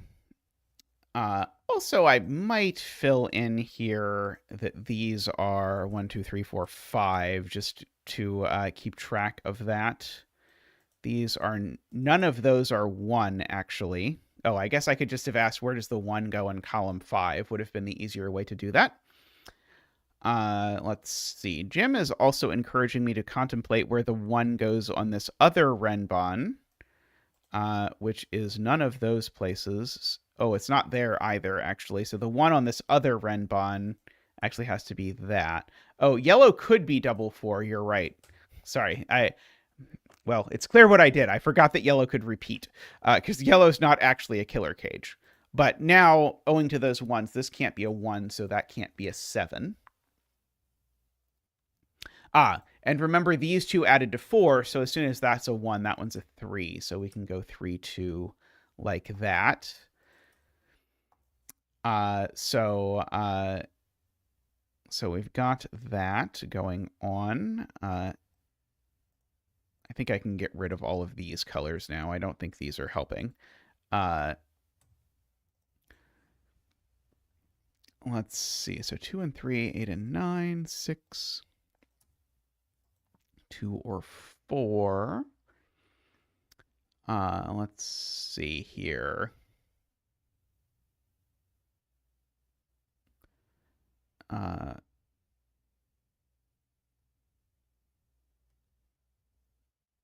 26 cage always has a 9 in it, I'm being told.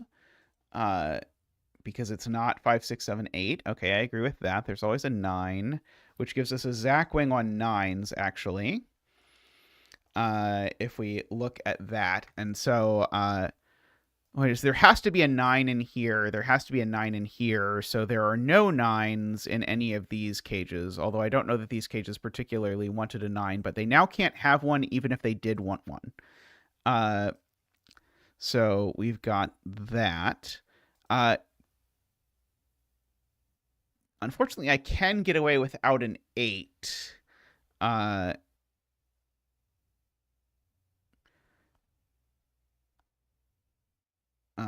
Just barely.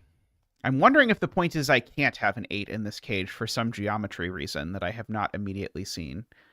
It is true there's no 1s in them, just by easier Sudoku, so that actually helps a good bit with sort of what they could possibly be. So this one has a 2 in it for sure, which is interesting. This one doesn't have a 2 in it for sure. Let's see.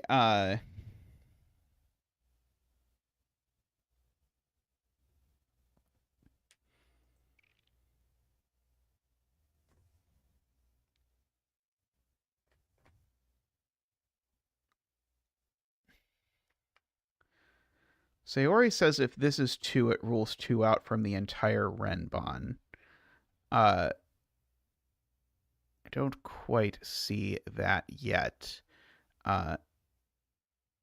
If this is 2, though, it certainly makes these two cells an 8, 9 pair, because those would be the only places we can do that. Oh, right. Okay, so well, couldn't the 17 get the 2 on the Renbon, Sayori? What would be wrong with that being the 2?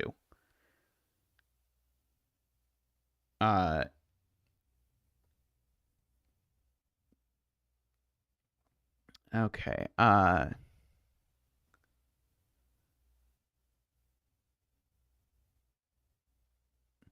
The 2 in box 5 is in one of these two cells. Okay, so the 2 in box 5 is in one of these two cells, and both of those cells see that cell. So actually, that cell's never a 2.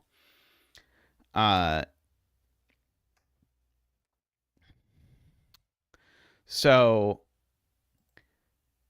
now if this is a 2, then that's a 2, and then there's no place for 2, right? So this being a 2 now wipes out 2 from all the cells in these two columns and also this cell. So this can't be a 2. It is a 4, which makes that a 9, which makes that a 9, which makes that a 9, seems to make that an 8 and that a 7.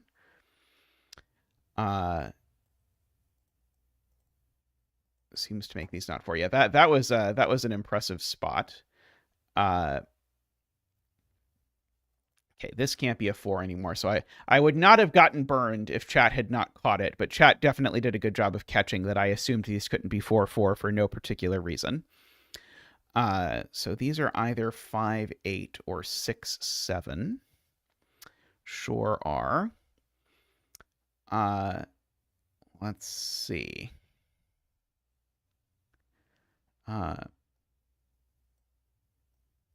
I do need an 8 in this column. It can just barely squeeze its way in here.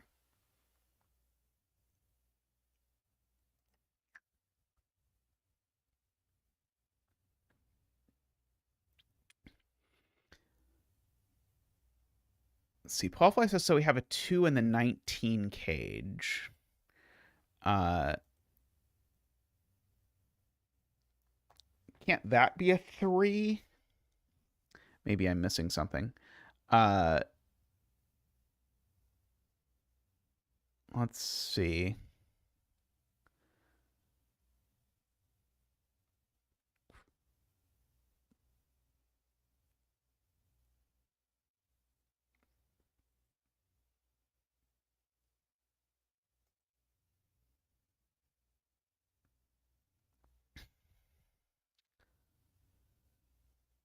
The 2 in column 6 is not in any of these cells. So the 2 in column 6 is only in one of these 3 cells. And Jaleb's point is all 3 of those cells see that cell, so that's never a 2. Let's see. Sudoku on 9s. Yes. Sudoku on 9s. We'll place a 9 there. That seems handy. And so these 2 cells are 3, 6, or 4, 5. That's not a 3. That's not a 6.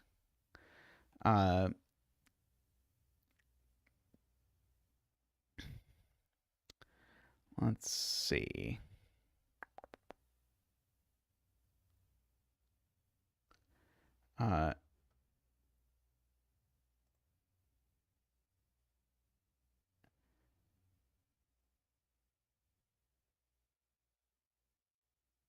Being told this now can't be a 2. Oh, is it because this digit is big? Yeah, so now this digit can't be a 2 because of math. These digits are at least 5. And so because of that, and those can't be a 2, the 2 in this column is actually in one of those 2 cells. That was 57 Thorn's point. Just a 1-8 possibility in the 20 cage. Oh, I did miss a 1-8 possibility. I didn't use it, though, did I? I don't think I used it. I think I just wrote it in and just didn't pencil mark it well. It is true. There's a 6-8 pair in this column, so that's not a 6 or an 8. And so this is a 6 or an 8.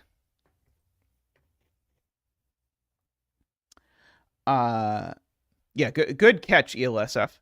I appreciate it.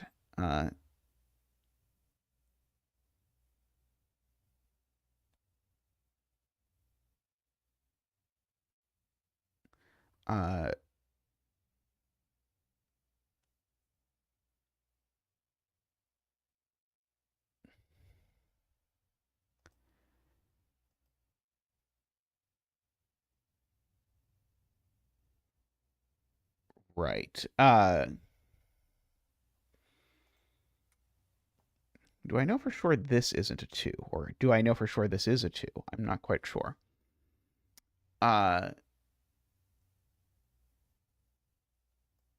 Let's see. What digit is definitely in here? There's got to be some digit that's definitely in here, right? There's a 7 in these 2 cells just by Sudoku. Because I haven't put a 7 in the box yet. So one of these is a 7. So there's definitely a 7 in this sum. Which means there's definitely a 4 in this sum somewhere.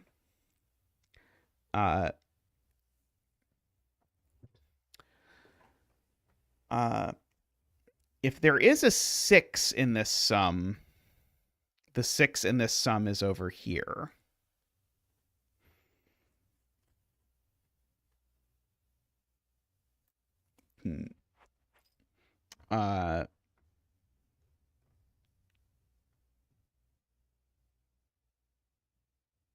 Two in column 7 is in one of these 2 cells. That's a good point. So yeah, 2 is in one of these 2 cells, so it's not in one of these. So one of these is a 2, which means that this cage actually is known to be 2, 4, 6, 7. Good spot from DWeb. And so these aren't 2 or 4, so these aren't 6 or 7. And because that's a 6, 7 pair, that gives me that that's a 5. That's a 3 because the 2 yellow cells added to 8, and that's a 4. And now these two cells are not 3, 6. And because that can't be a 5, that can't be a 4. Okay, so that was cool. And so that 6, 7 actually looks down, making that an 8. And making this a 5 by Sudoku, which now is going to tell me what all of these digits are. Apparently, these aren't 6 or 8 or 2 or 4. These are a 3, 7 pair.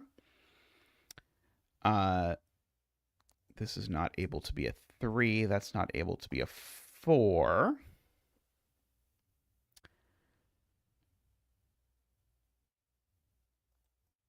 Okay.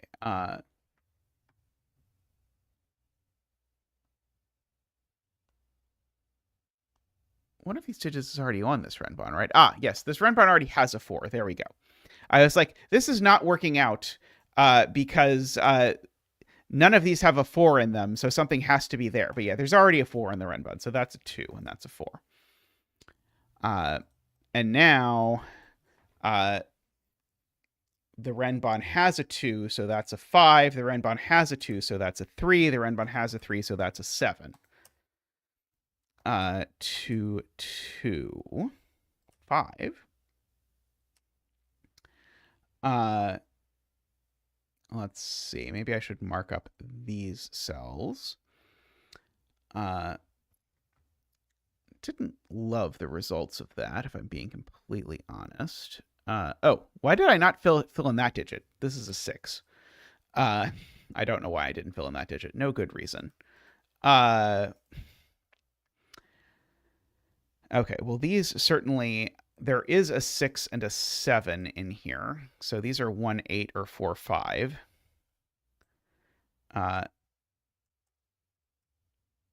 1, 8, 4, 5. There we go. So this is not 5 or 8.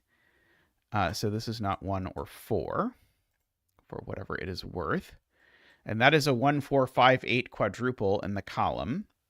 So these are not 1, 4, 5, 8. So they're not 3 either, because there's already a 3 in the column.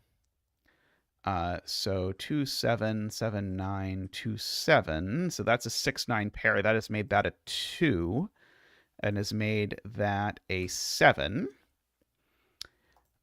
So we have that. Is the 7 interesting? Yeah, the 7 means these two need to add to 13, which better mean that this digit needs to be odd. If you just look at it, because these two sum to 8 plus an even is even, so this needs to be odd, and so it can only be a 9 and a 6. And now this is a 4 by math. So we get all of that. Renbon the Renbons, I am being told. Oh, there's a 6 on the Renbon, so that is a 7 and a 6. There's a 5 on the Renbon, so that is an 8, and that is a 3. So we get all of that. And now, presumably, if we just do this, the rest of the puzzle will fall apart, hopefully. So there's a 4, 5 pair there, so that makes that a 3, a 9, and a 3. Makes that a 5, and a 4, and a 5, and a 7, and a 4, and a 3, and a 7. Makes that a 6 and a 5. There's a 2, 4 pair there, so that makes that a 7 and a 9. Makes that an 8 and a 7. Makes that a 1 and an 8. Makes that a 2 and a 1. 4 and 2. 5 and 4. 6 and 3. 8 and 1. 9 and 6. 2 and 9. 8 and 2.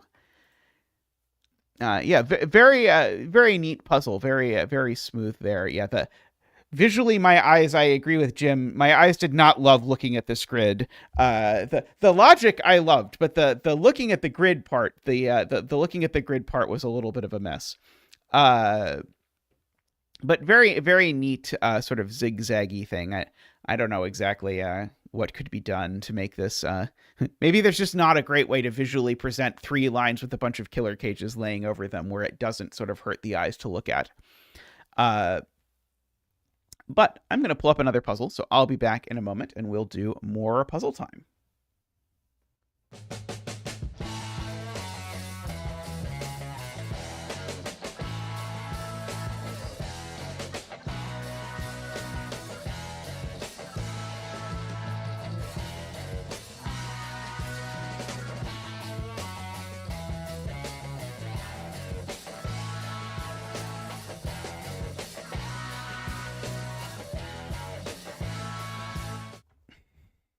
And I am back with a puzzle by Itrio. So this puzzle is called Having Loop. I do enjoy loops. What can I say? Digits along an arrow must sum to the digit in the arrow's bulb. However, you might be concerned about that given that we have like a length 4 arrow here, for example. And so to help us with that, we also have a loop. And so we draw a 1-cell wide loop of orthogonally connected cells. The loop cannot touch itself, even diagonally. And digits on the loop count as half their value for purposes of arrows. Note, this may result in non-integer values. So it is okay if an arrow sums to 4.5, for example. So this digit definitely can't be on the loop. Because if this was on the loop, then even if I put all of these on the loop, this digit would be, well, these would sum to at least 5, and this digit would be at most 4.5, so that doesn't work. Or if you just want to not think about integers, you can say these sum to a minimum of 10, so I can't sort of, even if I have everything, it's not going to work. So that's not on the loop for sure. Likewise, this is not on the loop for sure. And I actually know I probably know something about the parity of the number of digits that are on the loop in this box, but maybe I don't. Maybe I'm being optimistic by thinking that. At least one of these cells is on the loop. So we've got that.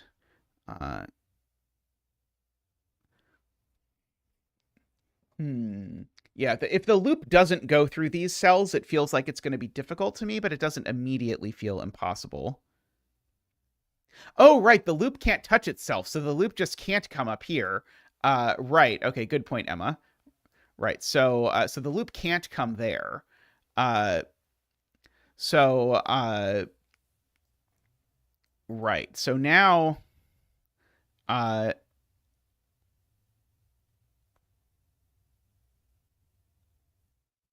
I want to say that cell has to be on the loop, but I'm not quite sure yet. But yeah, right. So the point was, if you didn't get that, the point is, if the loop did come to either of these cells, it would be forced to do that. But if the loop does that, the loop now touches itself, and that's not allowed.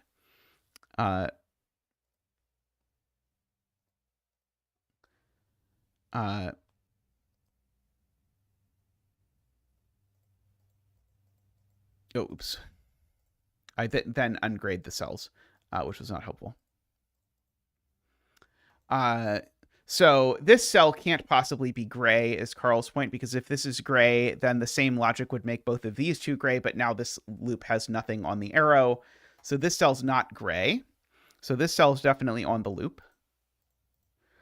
For what it's worth.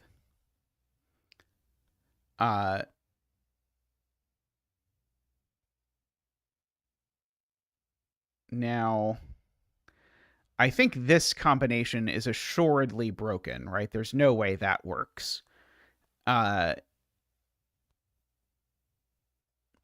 I don't know that there's an elegant proof of that that I have accessible.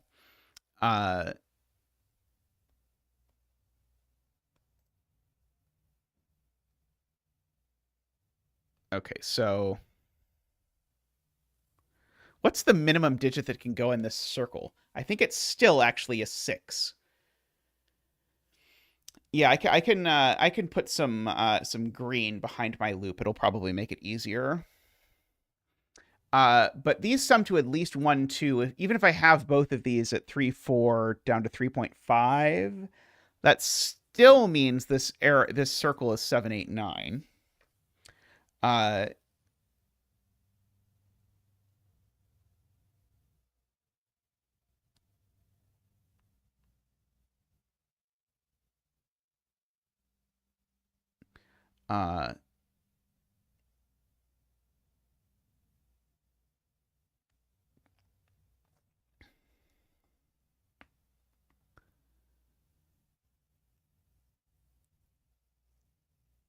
is that true, D-Web?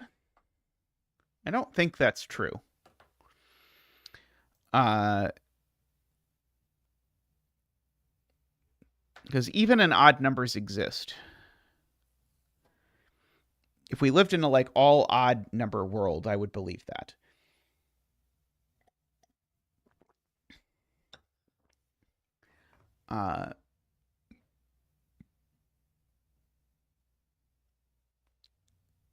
So I like Garian's way of thinking about this. What is the maximum amount of digits here we could have out of these? And I think the answer is I have at most 4 halved digits on arrows.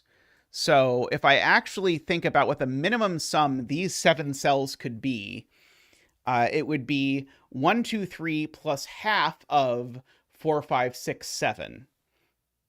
And so 1, 2, 3 is 6. 4, 5, 6, 7 is 22. So the minimum sum of these cells, even with halving, is 17. So even if there's 4 green cells in this box, the minimum you can get to is 17. So you actually have to do that. And so the only way you get 4 loop cells is by doing that. So we actually get some loopage. The loop can't turn here because that would be the loop touching itself. So we get that. That cell is definitely gray. This cell is definitely green.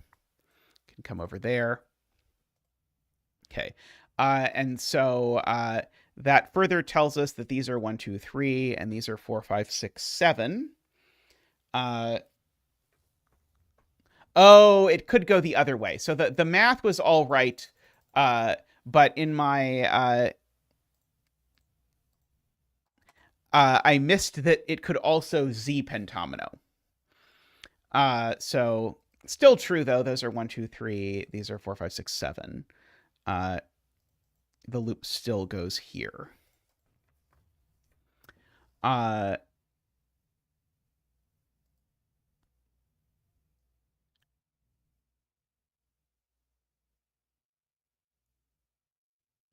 This is the loop touching itself, Emma. Those 2 cells are both on the loop and they touch each other.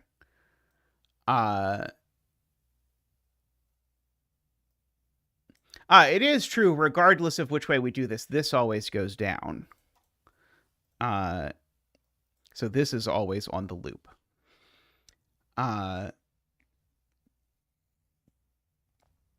Which is quite nice.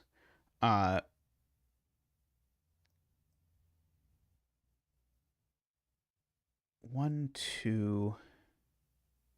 So even if this is 1, 2 plus half of 4, 5, half of 4, 5 is 4.5. So round up to 5. So yeah.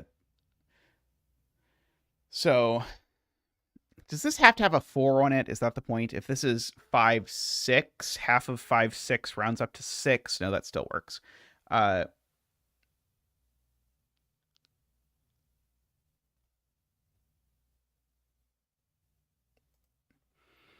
Yeah, that's true. If this was on the loop, we'd have a big problem, Garian points out, because we've used 2, 1, 2, 3s here. So even if I imagine myself putting all of this on the loop, I'd still need to make it so that this was an honest arrow if it was all on the loop But an honest length 3 arrow requires 2 1 2 3s, and I can't have it. So this is never on the loop, which means that neither of these are on the loop. Uh,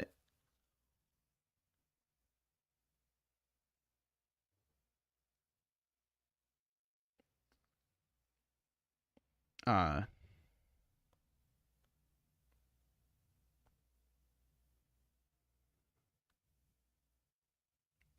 I do agree. These two have to be the same parity because you have to get an integer when you divide.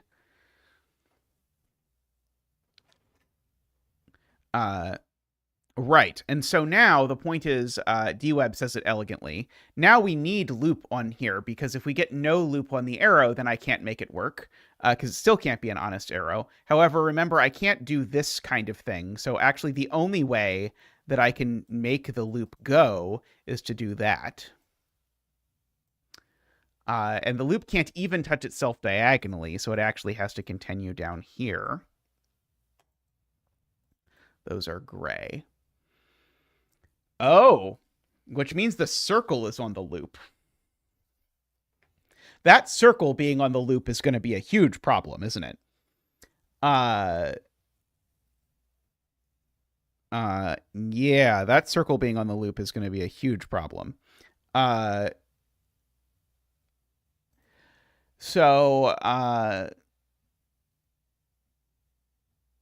So, and I can only have at most 2 of these. Would you like me to get rid of the green line? I can just get rid of the green line. That's probably fine. Seems hard to me to not have both of these cells. Because if this doesn't go down, oh, maybe I could do that, maybe. Even this is never going to work, right? If this loop does not go down, then the loop could have these two. These two sum to at least 3. Plus, then this would be at least 3, 1. This would be at least 2. Yeah, that's still more than 4.5, right? Because even in the best case, if the loop doesn't take this cell, I have both of these. I could make these 1, 2 unhalved. So I now need these to sum to at most 1.5, which would mean I need them to actually sum to at most 3. But I just made these 1, 2 in order to make these 1, 2. That doesn't work. So this is always on the snake. And now if the snake doesn't, now this cell's definitely unhalved. And so now, now these are a minimum of 2, which means I need these to sum to a maximum of 4.5, which conveniently, sorry, a maximum of 2.5, which I assuredly cannot do if this cell is gray. The sort of like figuring out exactly how the maxing and minning works here is a little bit tricky, but if you just imagine that this is gray, now these sum to a minimum of 1.5.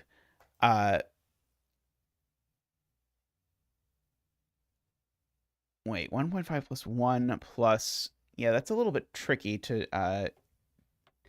see this, I think. All right, this certainly goes down. That's true. I agree that. If I gray this, is it impossible to make it work?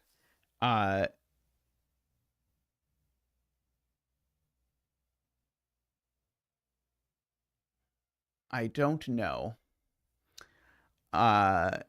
It's not clear to me.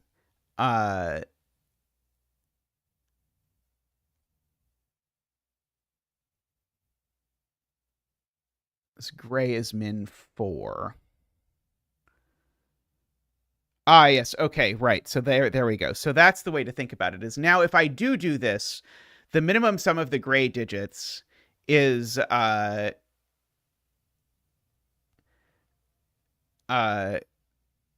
is 1, 1, 2 is 4. So this would need to be a maximum of half. That would make it 1, but that's not going to work. Okay. There we go. So we have some more loopage. And so now I think actually this is all forced, right? If this is 1, 1, 2, 3, then that is a 9. Is there any other way to make this work? Let's see. Like, can I possibly put, yeah. If these are, I guess the point is, if one of these definitely has to be a 1, because if neither of them is a 1, they're already summing to 4. If these are a 1, 2 pair, then they sum to 3, and now this digit's already a minimum of 3, and that doesn't work either. So these can't be a 1, 2 pair either. So they have to be a 1, 1 pair. So we get some 1s into the grid, and we can bring out Zach. Ba-boop-ba-doop. Woo! Ba-doop, ba-doop. Wah! Ba-doop, ba-doop. Wee! Ba-doop, ba-doop, ba-doop, ba-doop, ba-doop, ba-doop, wah! Thank you, Zach. Thank you.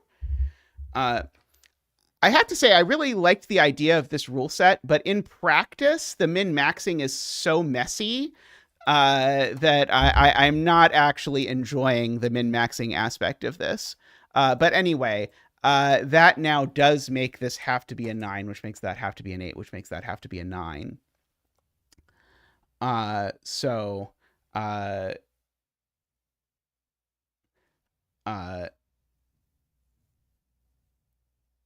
The working with half numbers is not what's bothering me. It's the fact that you have to do the cases of, it's not exactly clear how you're summing 2 buckets at once, and lowering 1 bucket doesn't obviously affect, it's not quite clear exactly how to minimize it, because you've got to contemplate things like, what if these are a 1, 2 pair and I'm able to put a 1 there, that kind of thing. Okay, so this digit is big, if you look at it. So in particular, remember the gray digit on this 8 arrow definitely is a 1, 2, 3 in order to make this work. So this can't be the gray digit. This has to be the green digit, and that has to be the gray digit. And so this is a 2 or a 3. There's definitely a 1 up here. 2 or 3. If this was a 3, I would need these 2 to add to 10, which they could do as 4, 6, so that would be okay. I do know this is a 4, 5, 6, 7 for whatever it's worth, and these are both from 4, 5, 6, 7. That's probably also worth marking.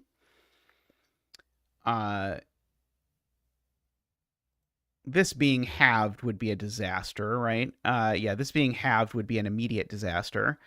Because if this is halved, then it's at most 3.5. Oh, maybe that does work, actually. I might be able to just make it work with this being halved, because that would also be halved in that instance. Yeah, as Vish says, that does just work. I was in my head forgetting that this would also be green in that instance. In any event, this is certainly not a 4. Because if this were a 4, I would need the sum to be 2, but that cell is already at least 2. Also, this cell is definitely at most 3. Because if this cell were, because this sums to at most, oh, sorry, no, that's not true. Sorry. Sorry, I don't think that's true, because I don't know that this is halved. Just in the universe where this is halved, then we get that. I agree with Eckbert now. This cell's definitely gray. because of these two 1, 2, 3s, and we get to repeat the same geometry over here actually because we get to do that again. And so this comes over here because we need at least one green cell in the arrow, and that's the only thing that works. I successfully muted the mic before I sneezed, I think. Yeah, this is also gray. I agree. So this is green, and that's green. Thank you, earlier. That's gray. Which is quite interesting. Probably that's green now, too. Because if that's gray, it makes life much worse. Because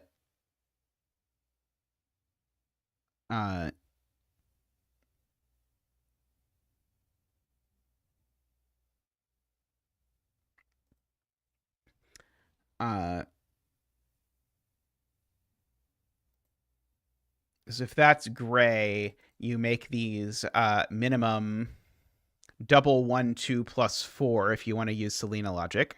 And double 1, 2 plus 4, that's because they can't be 1, 2, 3. Double 1, 2 plus 4 is 10, and this digit can't be a 10.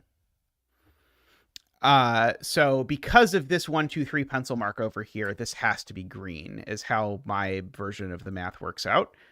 You can let me know if it works out differently in your head. This comes over here.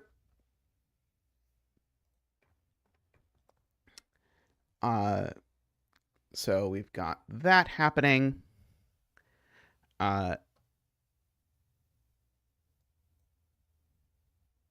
Still minimum 1, 4, 5. So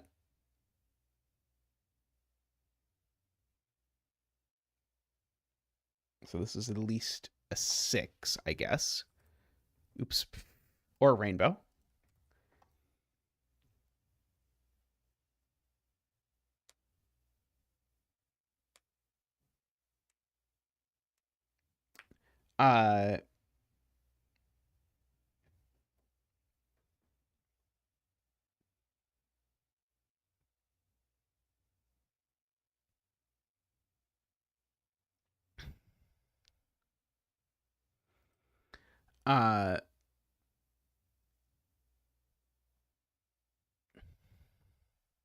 So it's being asked whether this digit can be a 9. If it was, it would certainly have to be halved. But if it was halved, this would also be halved, and that doesn't work. So there's no way that this can possibly be 9. So this has to be 9 by Sudoku. Good spot to Egbert there.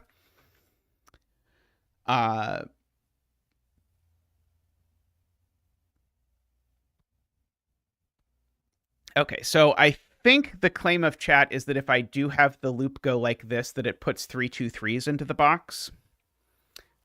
Because we would be doing 2 plus half of 3 is 3.5 is half of 7, but that's 3, 2, 3s in the box. I agree. So that can't be halved. So we have to be having that, not having that. Okay, now the minimum of these two is 6, so we assuredly are not having that either. So my greens come down like that at least, and they come down one more at least. And this can't be a 5 anymore because you can't do 2 plus 3. These are either... In fact, there has to be a 2 on this arrow, because if there's no 2 on this arrow, then what happens is that you end up with a minimum of... Oh, wait, no, sorry, that's not true. If there's no 2 on this arrow, you end up with a minimum of 3, 4, which is 7, which is one of the valid options. These are from 2, 3, 4, 5. That is what I am prepared to say. But there's definitely a virtual 2-3 pair, if you like. Yeah, as Globaglob says, yeah, there's a virtual 2-3 pair. So these are from 4, 5, 6, 7, 8. And one of those two is an 8, if you like.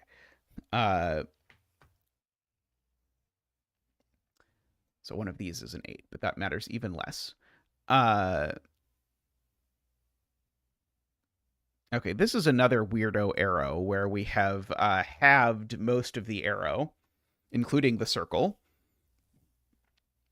So can this even be as big as 2?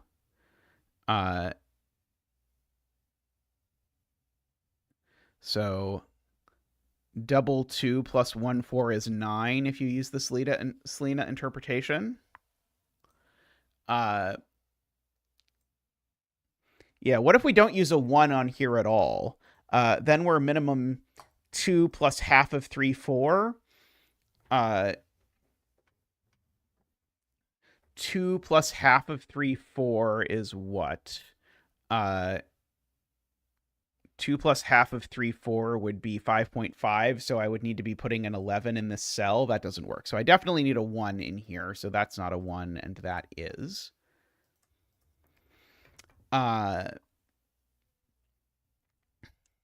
So we've got all of that.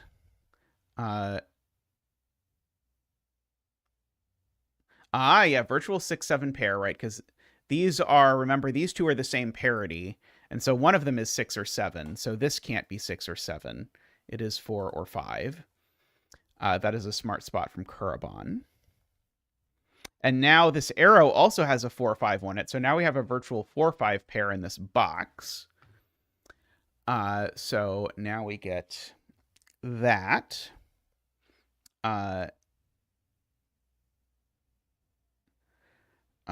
Coming over there. Or Kurabon says it is a quad, which also works.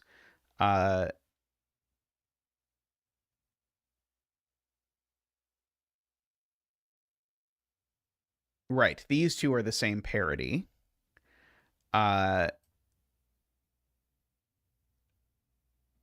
so if these are 4 and 6, then it doesn't work, right? Okay, so yeah, so these two are the same parity because those two are the same parity. And so the 4-6 combination doesn't work is the point, because if these are 4 and 6, this would have to be 1 and 5, but it clearly can't be. So these are 5 and 7. So these are now 3, 4, which now makes that 2 and 3. Makes these 6, 8.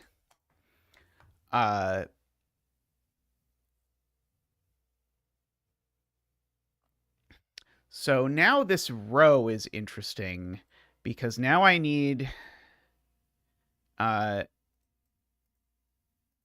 this to end up to be an integer after I divide it by 2.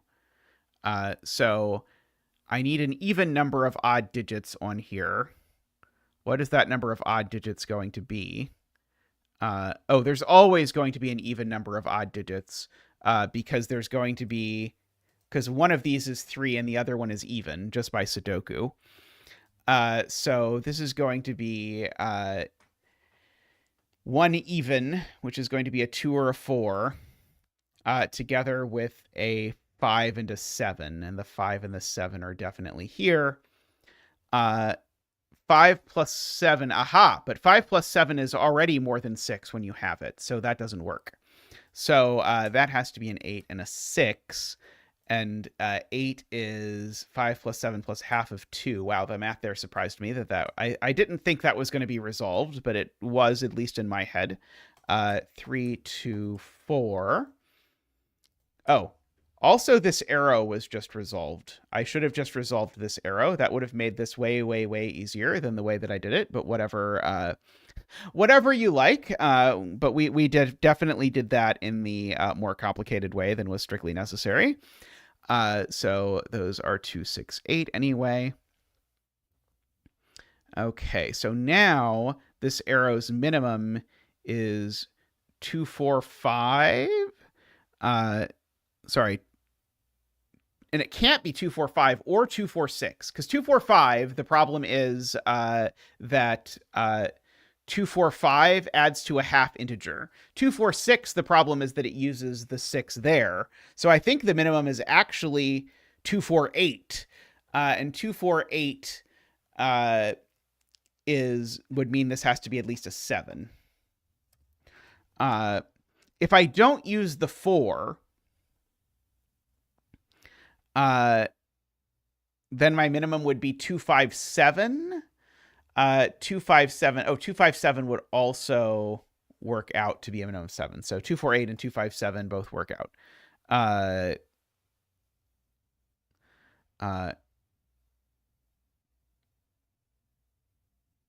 Okay.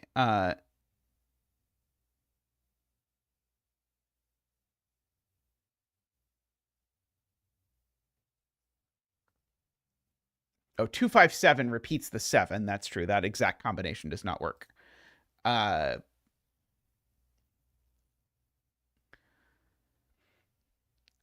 Okay. So I think Sayori wants me to just note that this cell's always an 8 or a 9. Probably. Maybe not. Maybe I don't even know that. Let's see.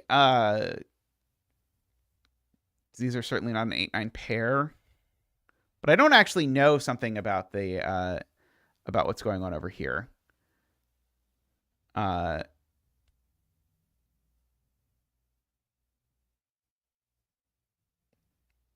Okay, so the minimum here is 1 plus half of 3, 5. 1 plus half of 3, 5 is no, 1 plus half of 3, 4 is fine. 1 plus half of 3, 4. And 1 plus half of 3, 4 is 4.5. So this is actually minned at 1, 3, 4, 9, actually. Because this is 4.5 if you add it together. So that works out there.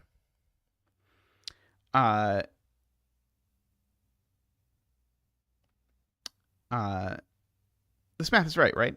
Yeah. So 9 in column 1 is on this arrow. But we should do our Sudoku before we do that. 6 and 4.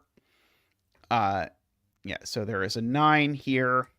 And so I think chat's claim is that there's not also an 8. So therefore there's an 8 up here somewhere. And therefore there is an 8 here, because if there were an 8 and a 9, then 8 plus 9 plus 2 is already too big. So now the 9, if I add in a 5, I need another odd, because I have an odd. So 9 plus 5 is 14 plus 2 is 9 plus 5 is the minimum before I add in the other digit. So this has to be an 8. And so the question is, can I put a 7 here to be the odd that goes with this? And the answer is no, because 9 plus 7 already adds to 8 once you have it. So it has to be 5, 9, and the other one, which is 2. So 2, 3, 4, 5. These are 6, 7. And so now where's the 7 in column 2? Now the 7 in column 2 is there, which makes this the 5 for this column,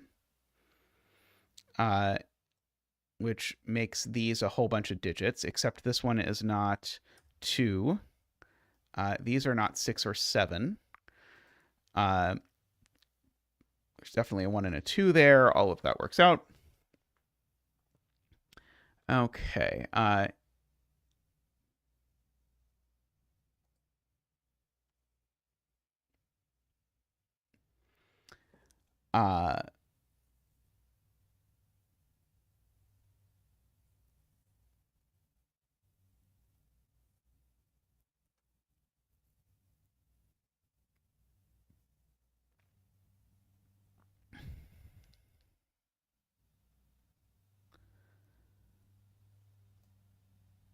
Let's Let's see. Josh says I need at least 3 green cells on this arrow. That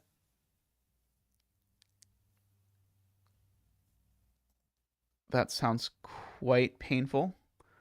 Yeah, there's no way it's 4 because 4 would create so many problems it is hard to even articulate all of the problems that 4 would create. Uh, uh,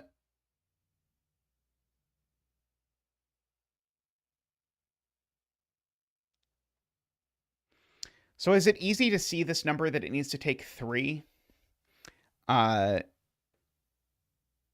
Yeah, so say it took only 2. Let's just imagine a world where it took 2. Then it would be minimum 1, 2 plus half of 5, 6. And 1, 2 plus half of 5, 6 would be 8.5, which would mean this would have to be a 9. Uh,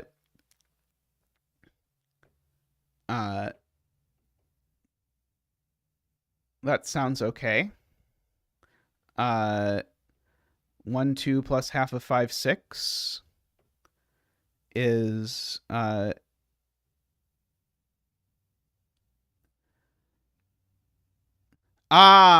point. Okay, so the point is there's an 8 somewhere. So in this universe, so it's much more complicated than people are making it out to be. Which is that in this universe that breaks because then you can't put a 5 anywhere on the arrow. Or alternatively, you can realize that 1, 2, 5, 6 doesn't itself work, so you'd have to do 1, 2, 5, 7, but there's a 7 going in the column. So either way, it's one step more complicated, but you can break using only 2. So you need 3 green cells, and I can't get that if I make this gray. So I have to make that green, which makes all of this gray. And now both of these have to be green. In order for this to possibly work out. So this either goes like this or it goes like this. In either case, that is green and that's gray and that's green. Okay. Oh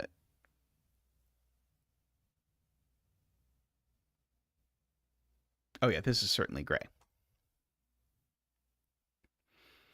Okay, so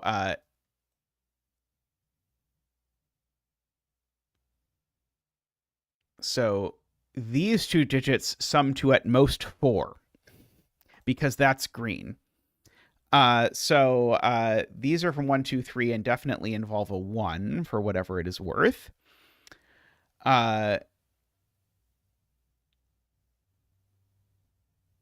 Right, this is always gray as well. I agree with that.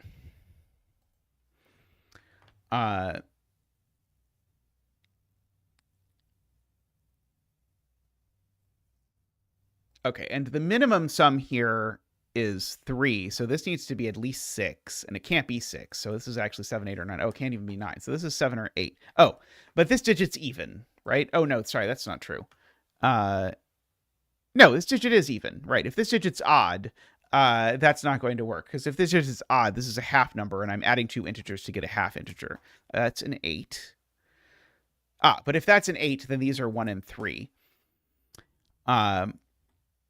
It gives us a presumably useless Zackwing on 3s. But I can fill in the rest of the column at least. So those are 2, 4, and 7. I don't know that that's at all interesting.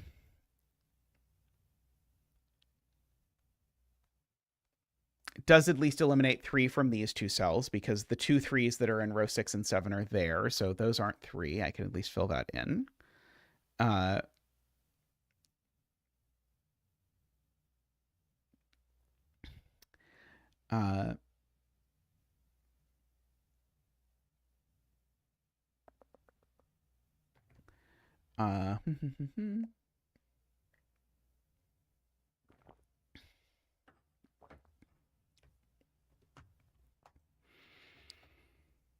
Okay, presumably this has to be a 1 or a 2.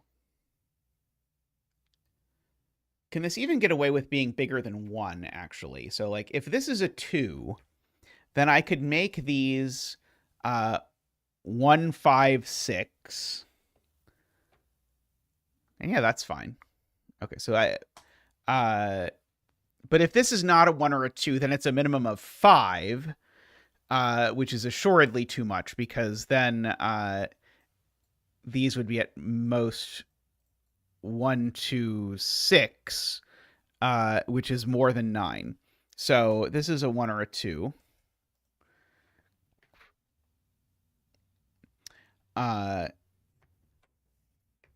It is true there's an 8 in one of these two cells by Sudoku, so that's very relevant. So actually the minimum sum of these, if this is a 2, the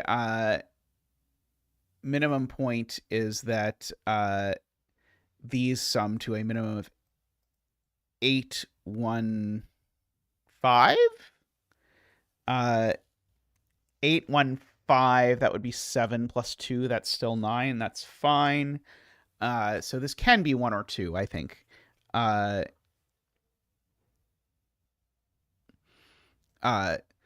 I don't think there's any way that this is not a 9, because if it's not a 9, it's at most 6. And we're getting 4 alone just from having the 8.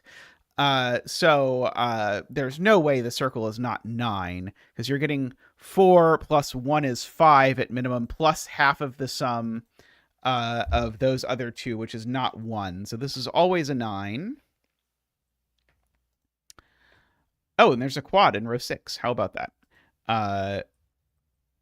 5, 6, 7, 9, and neither of these can be 9, of course.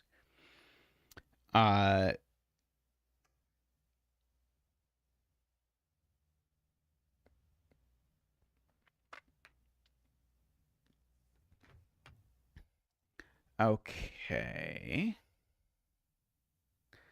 Oh, so now these have to be pretty big, actually. So the maximum these can be is 6, 7.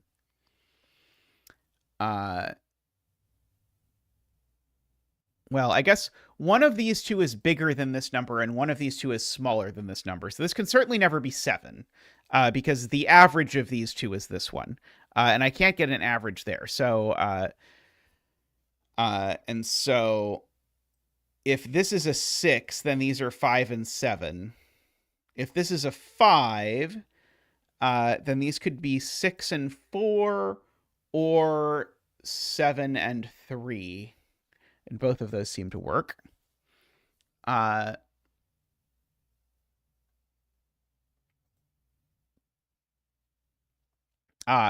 in row 9 is on this.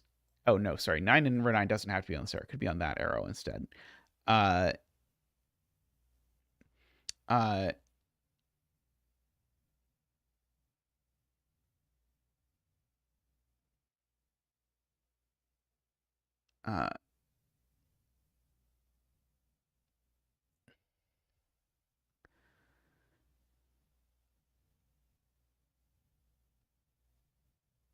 'Yes, if there's no greens on this arrow, that definitely doesn't work. So this arrow definitely has some greens, because the only combination with no greens would be 2, 3, 4, 9, and this can't be a 9 because of the 1. So there definitely have to be some greens on this. And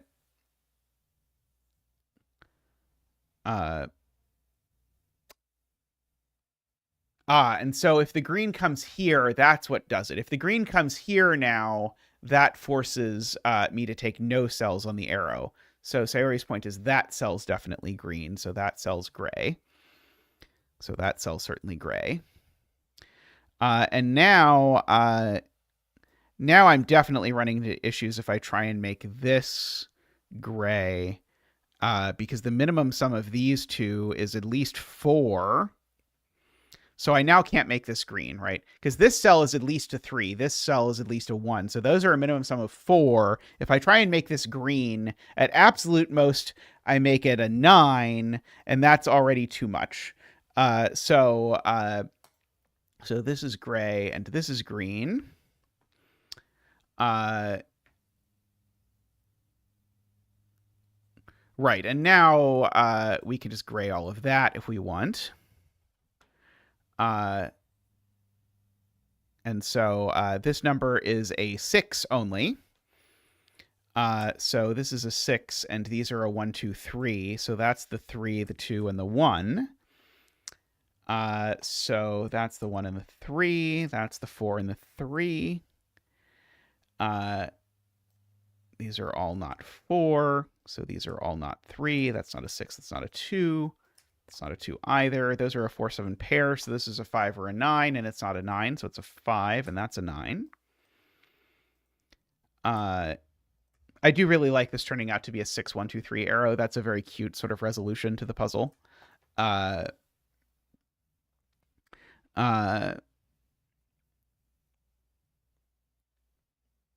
Okay, so I guess I can just fill in what these digits are, and then we can do math. So 1, 2, 5, and 8. So the 5 and 8 are definitely halved, and so the other thing that joins them has to be odd in order for it to work out to be an integer. So because the 5 is definitely halved, the other digit that's halved is the 1, which means this actually is a 2. In order to make that work out. And these are a 5, 8. That's a 1. So the thing I was trying to prove before actually turned out not to work out. So these are, yeah, that works out. That is true. Okay, so that is a 1. There we go. So we've got all of that. Now, there's definitely a 6 in this column, but I guess I already knew that already. These two need to be the same parity, and that parity can't... Oh, so that parity is either odd, in which case they're 5, 7, or it's even, in which case I don't... In which case there's 6, 4. Yeah, okay, never mind. Column 4 has a pair. We can fill that in. Gives us the 5 and the 2. Gives us the 8 and the 5.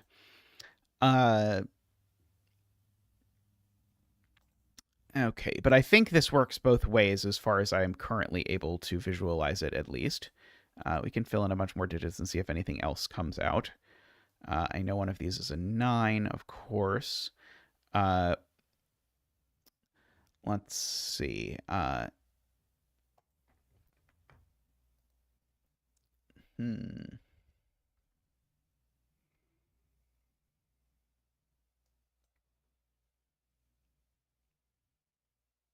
Oh, we can place the last 1 up there.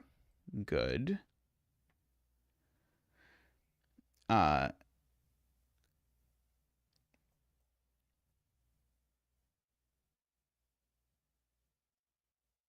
wow. Yeah, if this is green, then this would be 862, and that breaks that cell. Great spot, David. That is a hell of a spot. But yeah, that's very cool.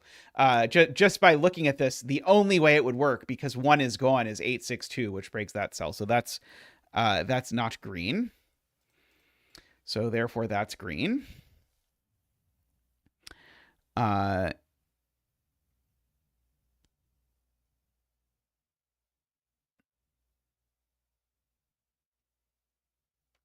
Okay.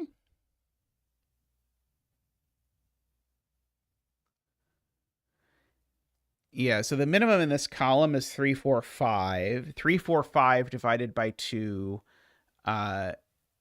would be 6. So this can only be 6, 7, or 8.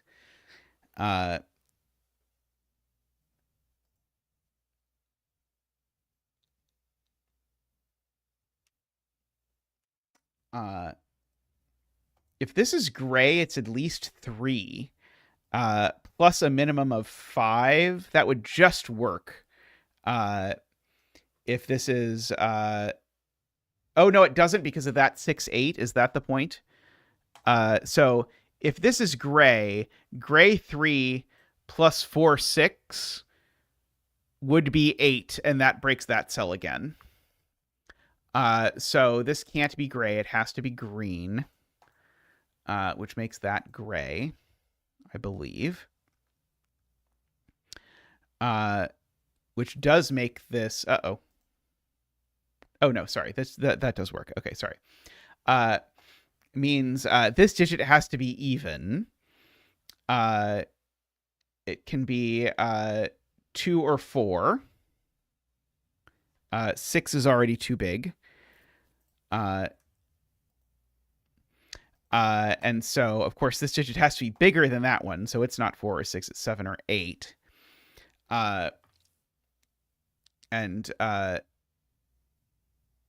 So this can be 627, or 872. In any event, I guess we've placed the 3 in the column, is I guess maybe the easiest way to sort of get around having to think about this some more. Maybe that actually wasn't as useful as I had hoped. What's wrong with 864?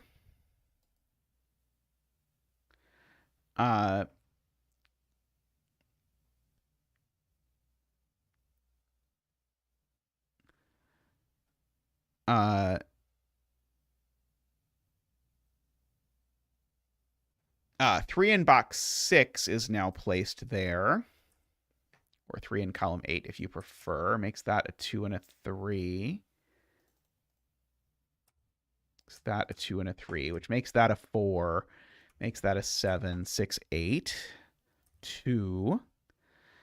5.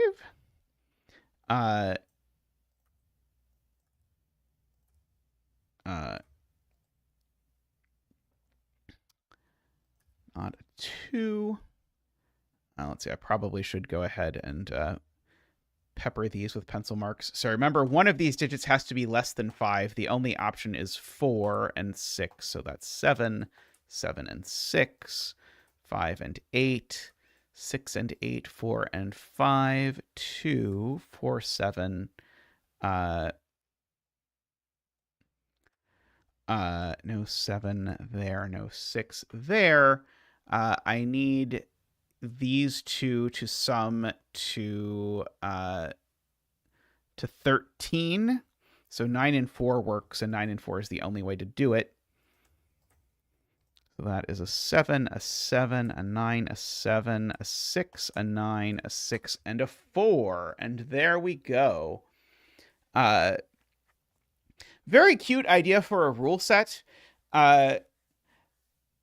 The min-maxing was a little painful for my taste. I think I really like the idea for a rule set, and I think it's a very well executed puzzle. It is purely a taste thing. For my taste, I would have rather it have just been that it deleted the digits so that you didn't have to do quite as messy of math. I think with the doubling and halving, like that part I did not particularly enjoy, but I really enjoyed the geometry and the arrows and the interaction between the two. So I think for my taste, I'd have rather it have just deleted them. Would have made it a little easier to focus on sort of the part that I personally find fun. But I suspect that this emphasizes the part that Itrio finds fun, which is cool. All right, I'm going to take a quick break, and then I'm going to come back, and I'll do probably one more puzzle. And I will try not to pick a 3-star puzzle that takes 2 hours this time. So we'll find out. But I'll be back in just a moment.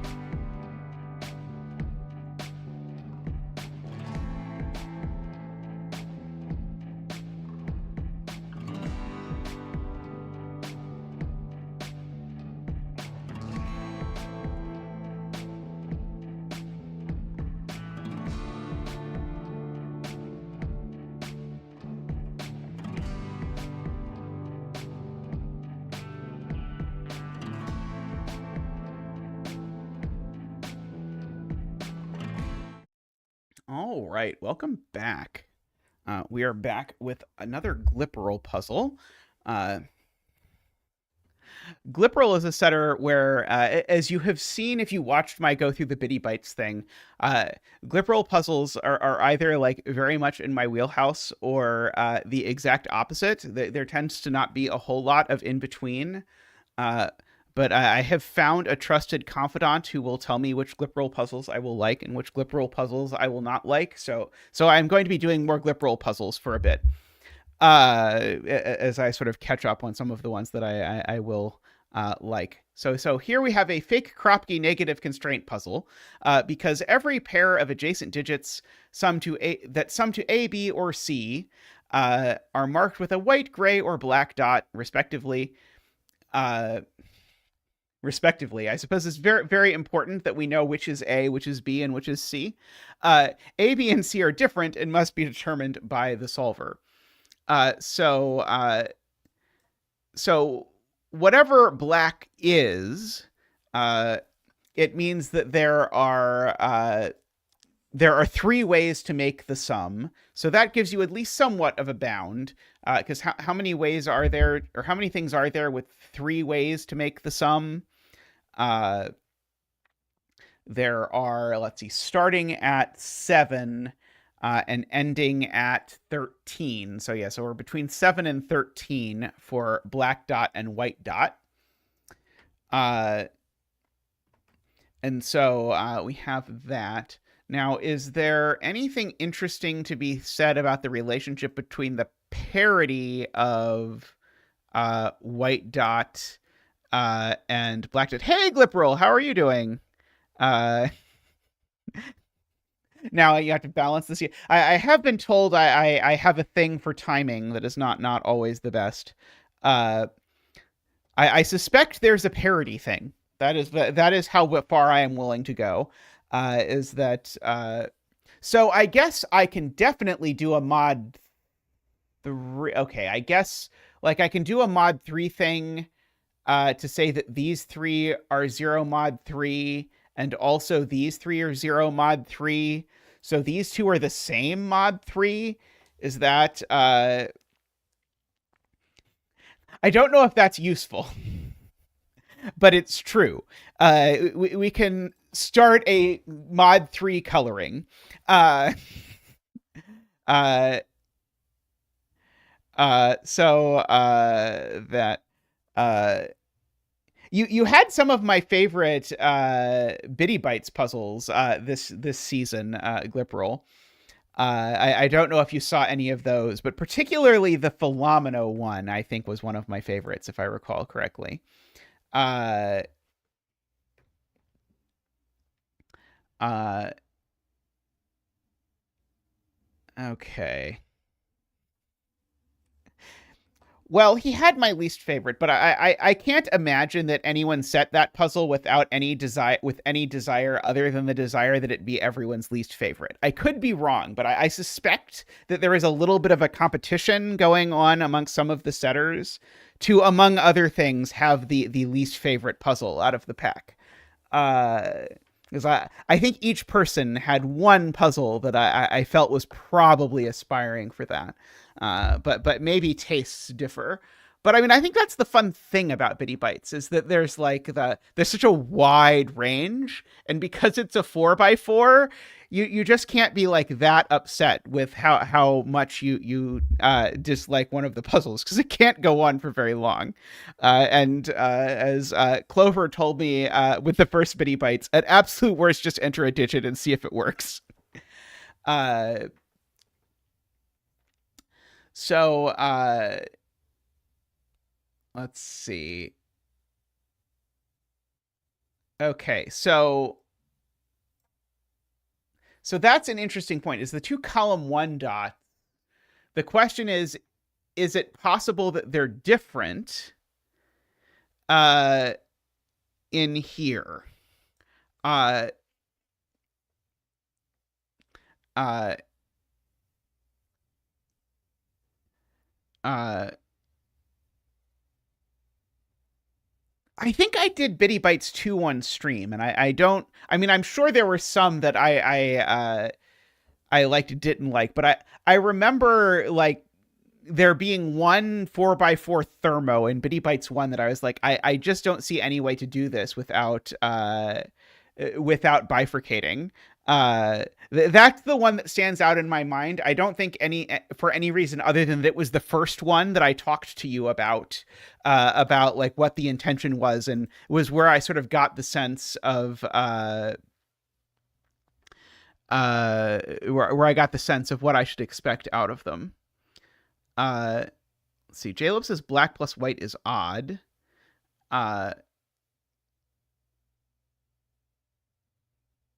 Yeah, if black and white are not if black and white don't have opposite parities, uh, then then we end up. Well, if black and white are both even, that certainly breaks. Because if black and white are both even, these are 7 digits that all have the same parity. If black and white are both odd, does that work? Oh, talking about other things until chat solves the puzzle is a well-established technique. It works less well when I'm solving off stream, though, I will tell you. But that doesn't mean I don't attempt it. It just doesn't work as well. Yeah, I think both odd is maybe possible, but at least one of black and white is odd. That I am sure. Uh, uh,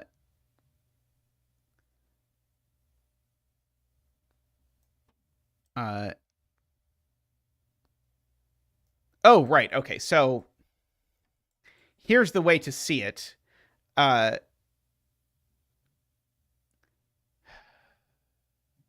right. Okay, so where did these 4 digits go? I'm going to get rid of my mod 3 coloring for a second. Where do these 4 digits go in box 1? So, of course, they don't go there. So I need to put 4 of them in these cells. So the smart thing to notice is they also don't go there, because that would mean that we were using the same sum, because remember, the whites have the same sum. So that means the yellow digits are, in fact, exactly these 2 digits. So there's some sort of matching along the dominoes, which is very interesting. Yeah, they can be greater than 9, right there. The minimum is 7. The maximum is 13. I don't think the black dot in row 1 does the same.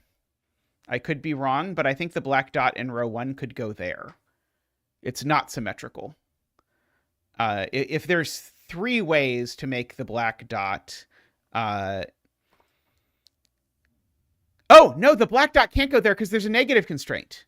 There's a negative constraint, right? Okay, so yeah, so the black dot, if I look at where the black dot goes here, this black dot has to land in box 1, right? It could land diagonally, though. It could land like that, maybe. Maybe they go there and there. Tragically. So this pair in column 2 is interesting, because this pair in column 2 has to go either there and there or there and there. Is this interesting? Because I need to keep them apart because of the negative constraint. And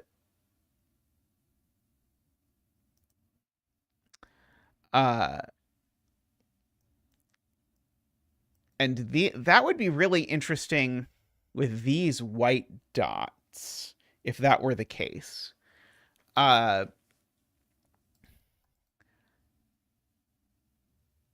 Right, because it would mean there were 4 different ways to make white, I think.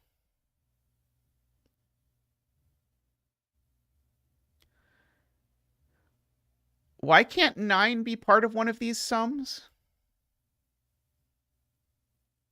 I don't see why 9 can't be part of one of these sums.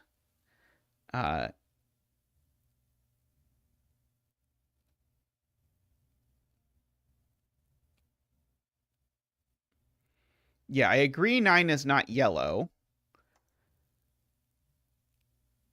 Oh, wow. Yeah, right. Ha ha ha ha. Yes, 9's not yellow. 9 can't go here because 9 would white dot this digit and there would need to be a white dot there. Okay, I love that. So 9 is not yellow and it can't go in any of those places by Sudoku. There's your two options, but if 9 goes here, there would be a white dot there. Okay, I love that. So that's a 9. And we get to bring out the penguin for a digit dance. Whoa! Wah! Wee!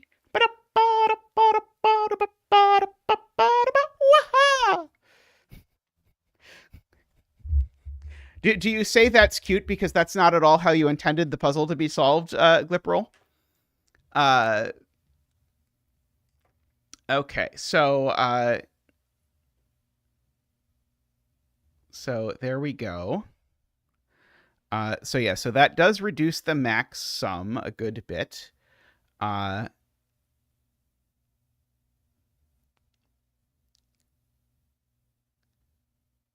Probably cleaner than my path.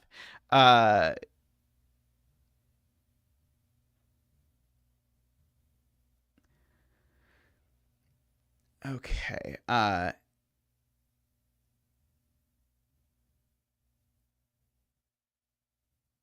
Yeah. The max sum is now 11 for both white dot and black dot. That's true.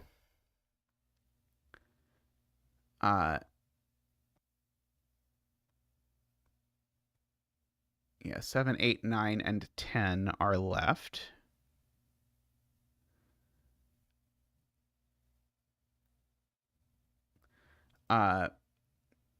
So this digit goes here, I guess. I might as well mark in, right? Just by Sudoku. This digit's not 9 and it's not yellow. So this digit goes here. Uh uh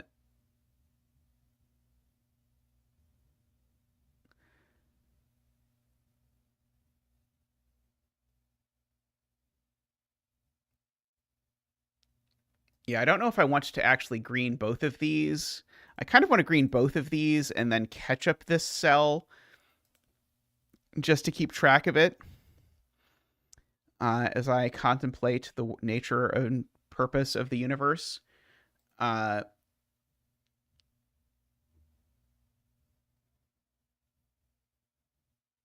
yeah, so this digit is one of those two. So this digit is one of these two. Uh,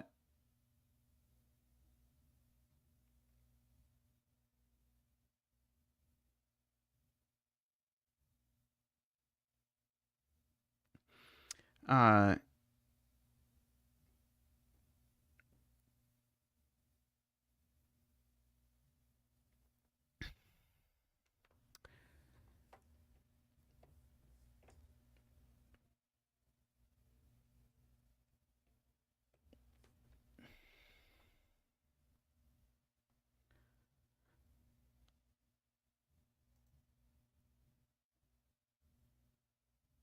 let's see.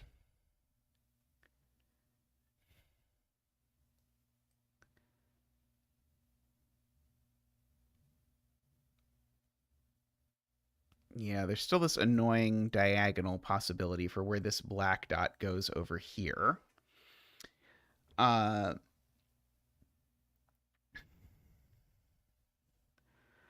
let's see. These yellows.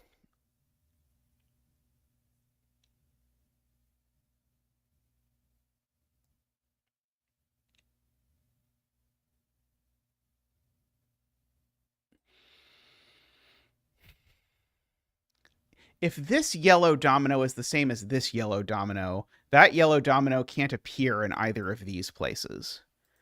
Uh,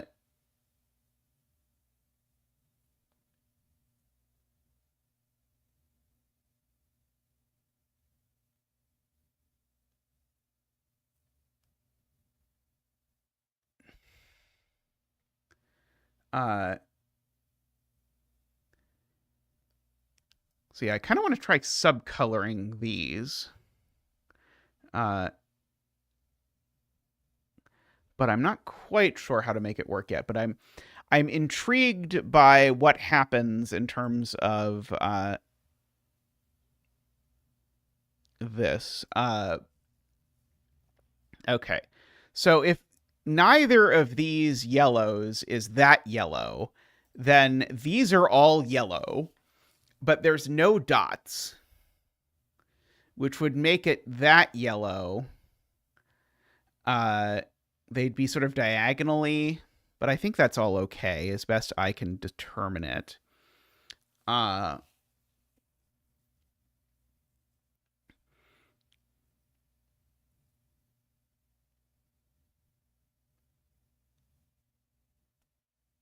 Okay, so Sayori is purporting to prove that the black dot isn't 10 or 11. Uh,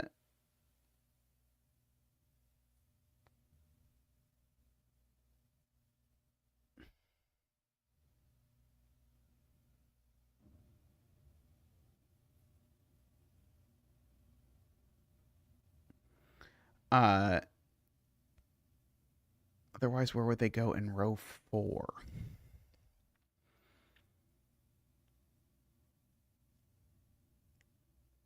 Oh, right. One of these is green. Oh, no, the green could go there.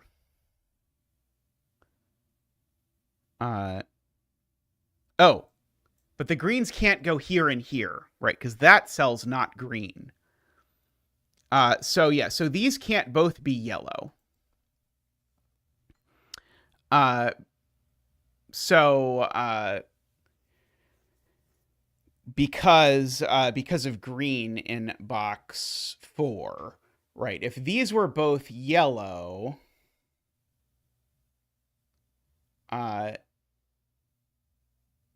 then where is green going in row 4? Actually, that's how I'll say it. If these are both yellow, where is green in row 4?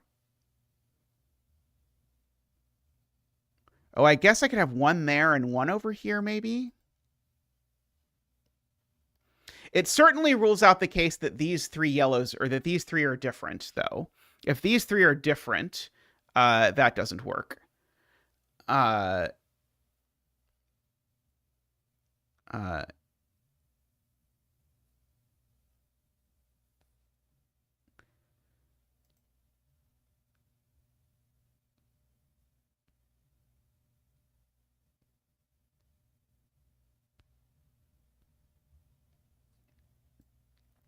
Trying to contemplate where the greens go in column 3. Like, is it possible that both greens are here and here? I don't think there's anything wrong with that. I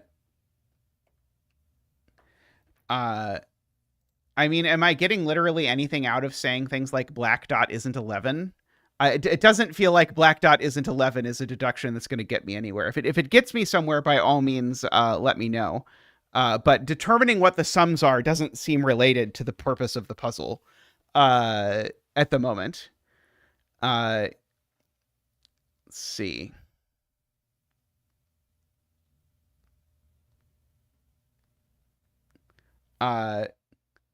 So I do like that. Neither of them are 9, because if either of them were 9, then there would be either a dot there or a dot there. So white and black aren't 9. And it feels to me like the numbers are only going to matter at the point where we've colored the entire grid. It could matter that we've proven that something actually has 4 ways. Like if we prove that something actually has 4 ways, then that would be exciting. Yeah, so black dot is down to 7 or 8. That is true. We do have the modular argument that these two are the same modulus. That might help.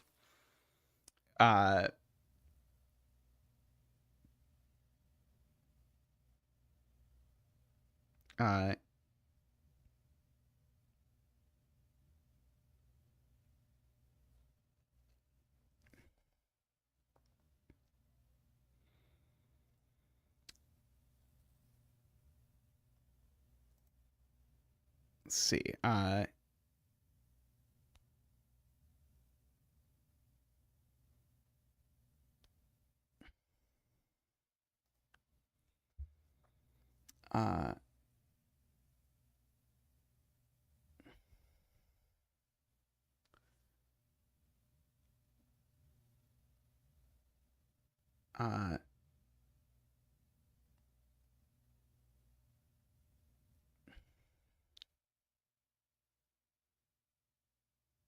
And yellow has 4 versions.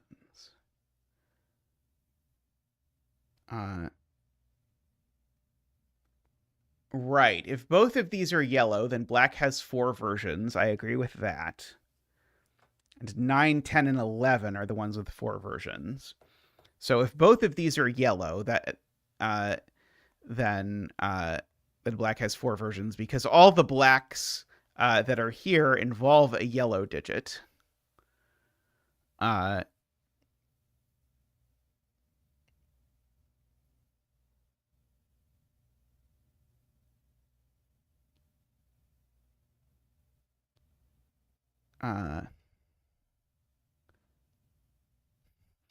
wonder if we're supposed to think about the fact that gray exists. I'd kind of assumed that this was going to turn out to be like a 1-2 and was going to disambiguate a deadly pattern at the end. But I wonder if we can actually do something in box 1 with the fact that there's some sum that only shows up once.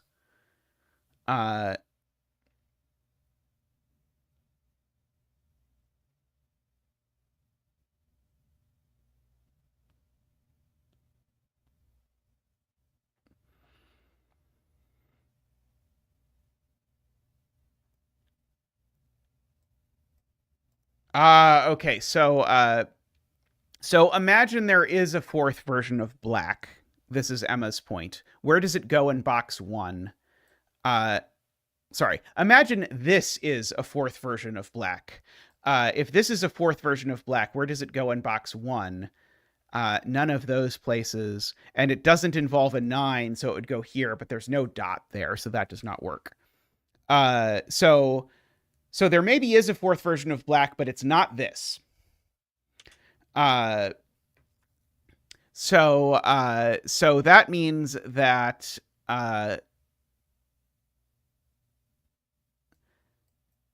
that one of these is green, is what it means. One of these is green.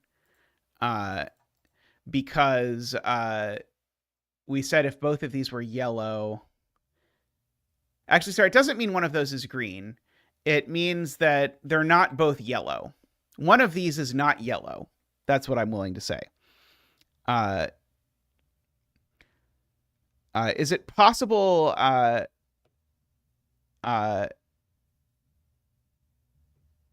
is it possible that there's a 4th version of white dot?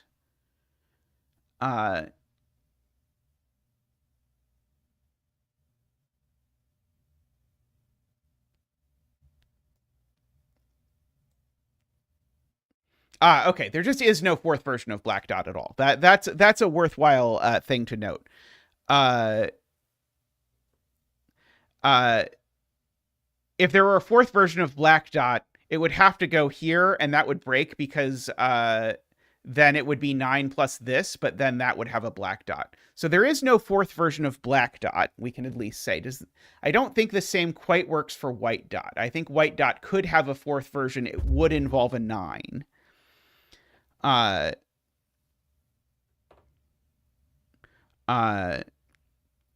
So black dot only has 3 versions, which actually does tell. Maybe I should be coloring the black dot dots instead of the white dot dots.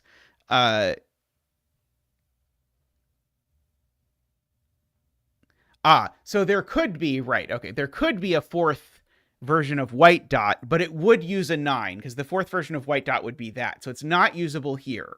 So one of these is green. Okay, so I think we've now actually rigorously proved one of these is green.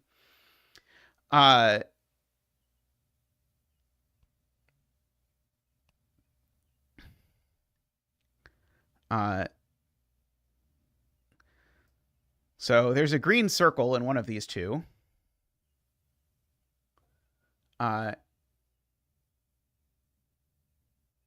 Okay, and right. Now I know Selena points out that these two cells uh, are these two cells. So one of these is green and the other is yellow. Uh, and there's a ketchup circle on them because we know there's only 3 black dots. So now this has to be the black dot. Uh, and now these 2 digits in this box have to go here and here. We're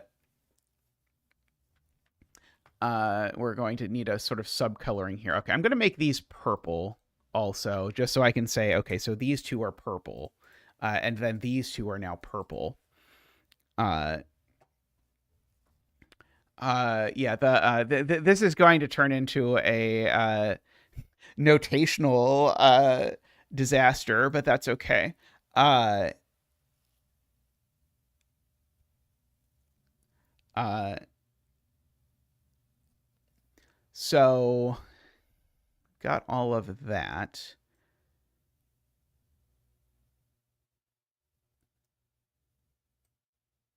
Let's go here and here, maybe. 2, 3, column. Yeah, we might want to split the. We might want to just get rid of the yellow coloring. Actually, maybe the yellow coloring is not actually useful. Uh, uh, but I think we can keep the green and the purple for now. And I know this green definitely doesn't go there because this green, it goes with the purple. So this green ends up here somewhere.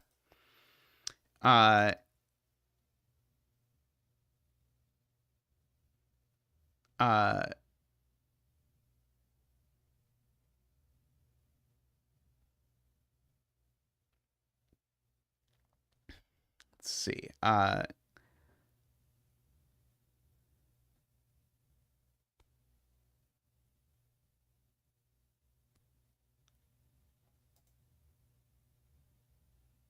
People seem to have convinced themselves that they know that the sums are 7 and 8.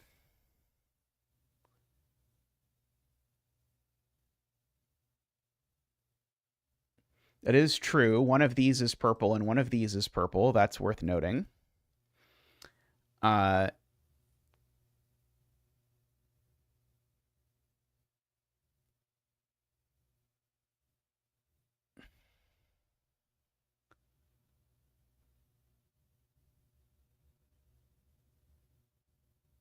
Oh, ketchup is purple. Oops, sorry, you're right.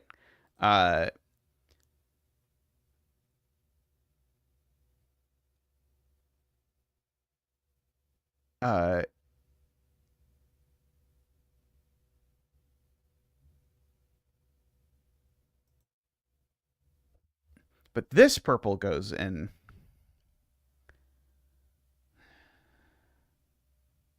No, it's these that are in column 1. Sorry.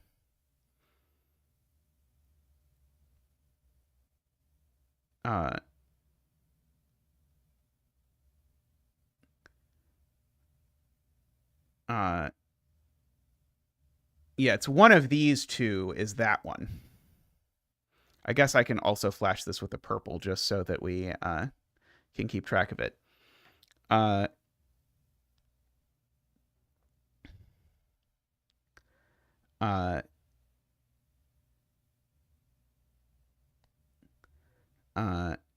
Okay, I'm going to mark these in, although I don't really care to understand why, but it will make Paul Fly happy if I write that those are 4, 7, 8.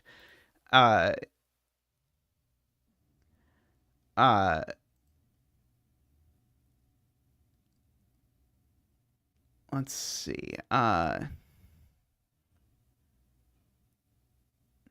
This is going to be a real mess to color, though. I'm trying to understand how brain-wise this works.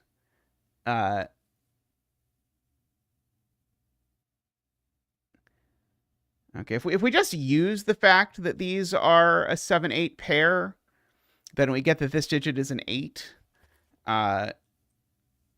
which seems plausible, but I'm not enthusiastic about writing random digits into this grid that we're coloring. I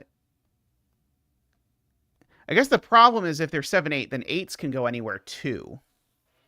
But chat seems quite convinced that this is an 8.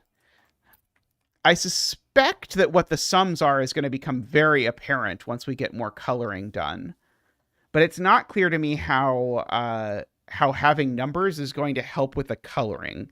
Like, is the point that we want to like just by-value all of these cells? That doesn't seem like the point of the puzzle. Maybe it is. Let's see.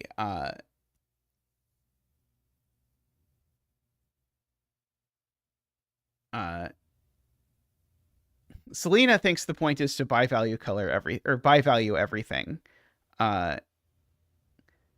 Funnily enough, I guess I know this digit. If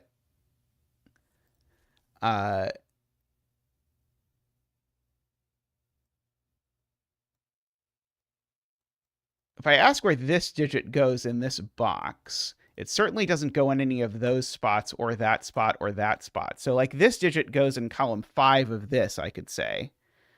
Uh, uh,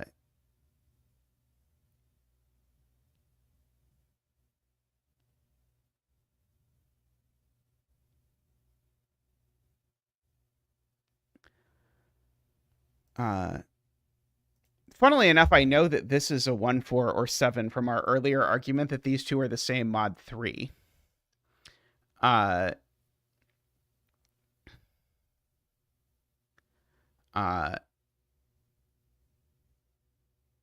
think it's probably not a 1. Because I think if this is a 1, the sum is too small. So we can make those 4, 7.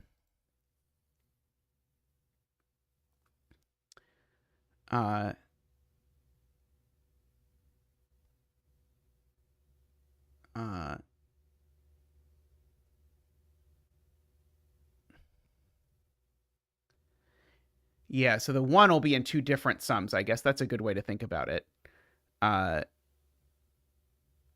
So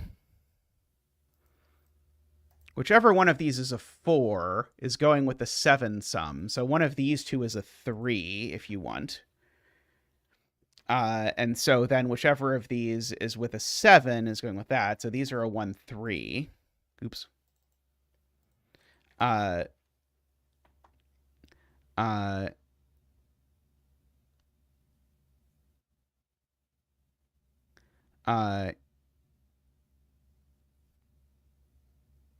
And so now one of these has gone 7, 1. So the other is going to be a 6. And then one of these is gone 4, 3. And so the other is going to be a 5. And so this is always going to be a 2. Let's see.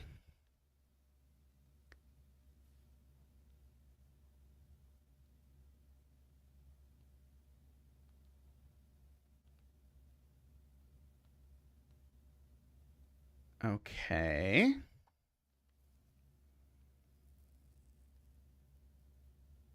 This black dot is this black dot.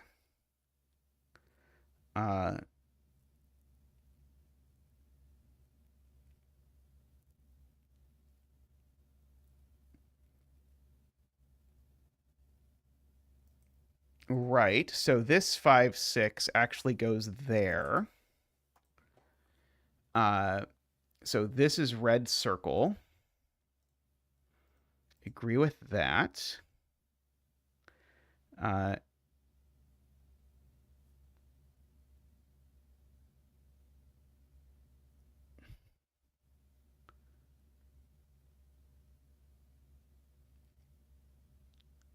It is true that these are 1, 3, 5, 6. and that that is a quadruple. I agree with that.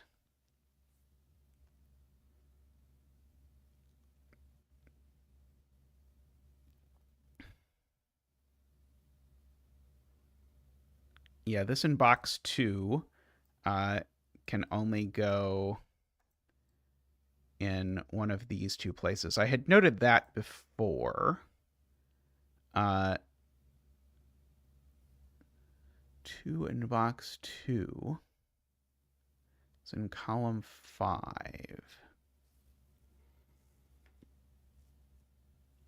It's not there. Oh, right, and both of these things dot with 2 as well. So yeah, so the 2 is here to avoid that negative constraint. That is fair.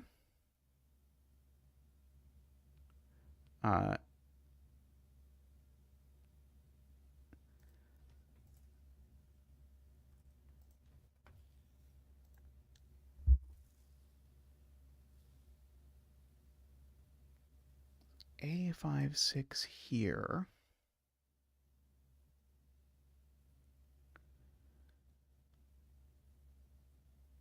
Oh, okay. So now Sayori's asking where this 5-7 goes in this box, which is, I think, going to prove to be a somewhat interesting question. It can't go in the row. Can't go next to the 2. So it's certainly in row 3, at least.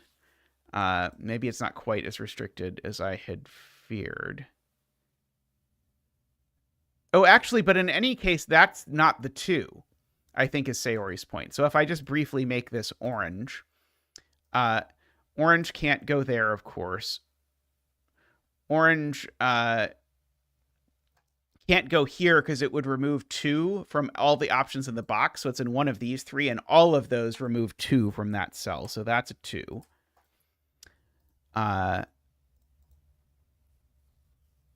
Let's see.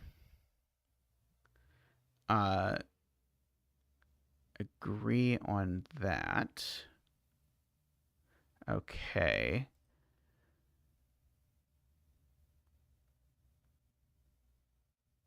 And that 5-6 is definitely in one of those 2 spots for what it's worth.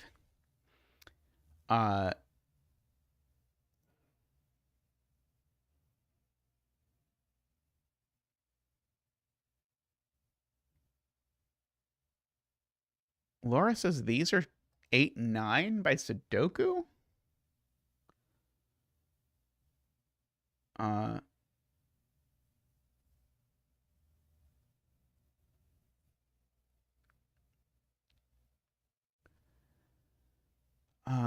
Let's see.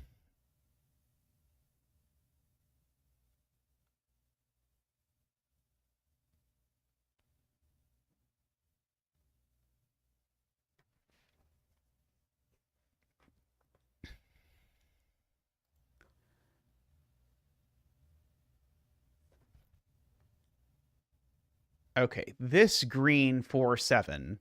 I think Laura's point is that's now placed, so it doesn't go anywhere there. It doesn't go next to that. It's not a 2. It's not the 5-6. So this is the green 4-7. Is there. And so now these are the 8-9.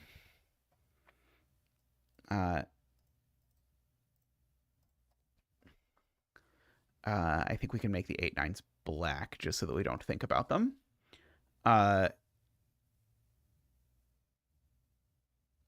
And so that means the ketchup circle goes there. That's true. So this is the 1-3. That's the 5-6. And this is the green-purple cell. So the 4-7 is in one of these 2 places, but I don't think I know where.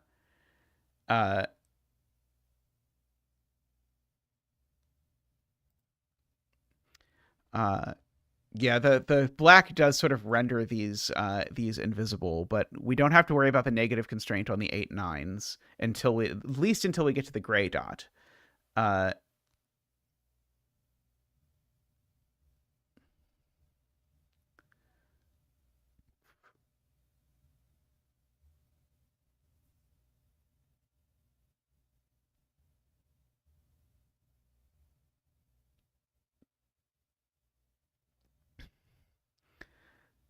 Vish is doing math on this row.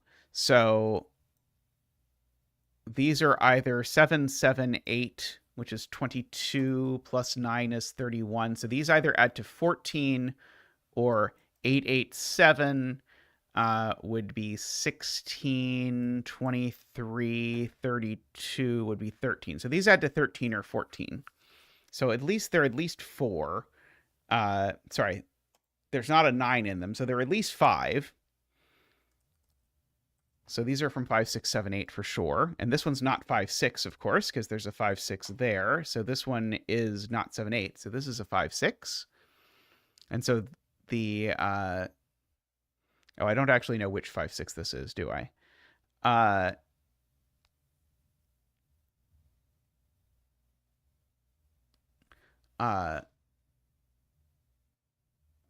Oh, right. It's not the purple 5, 6, right? Because if it was the purple 5, 6, there would be a dot.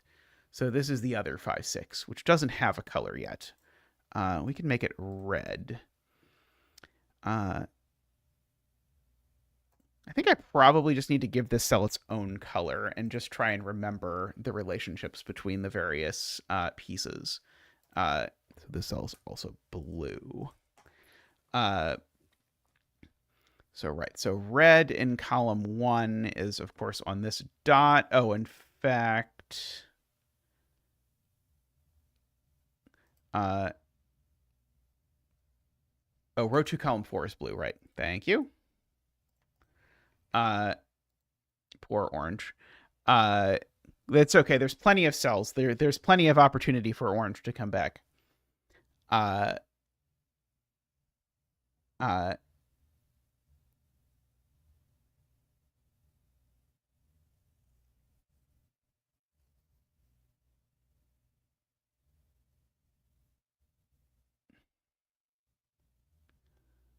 Oh, right. 8 and row 4 can't go on any of the dots. I'm going to guess that was Vish's point. So therefore, this is definitely an 8. Because the dots sum to 7 and 8. So that's definitely an 8.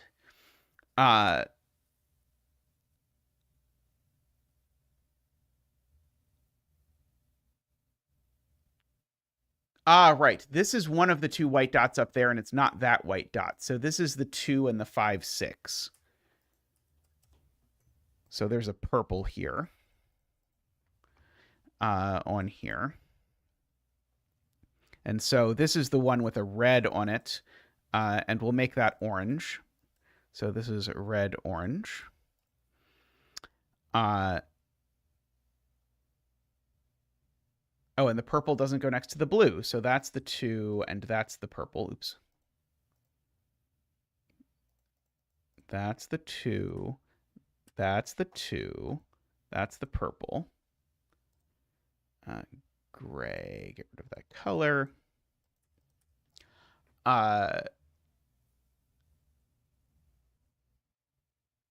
Okay, so this isn't 1, 3 of any variety. Yeah,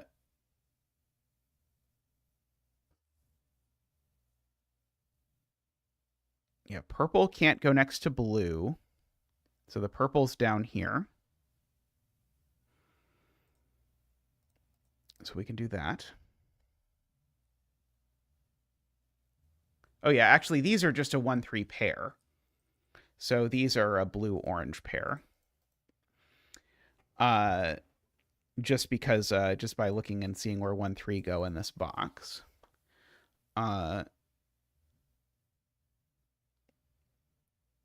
2 doesn't go next to purple.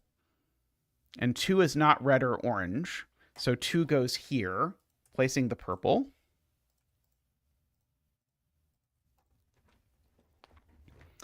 And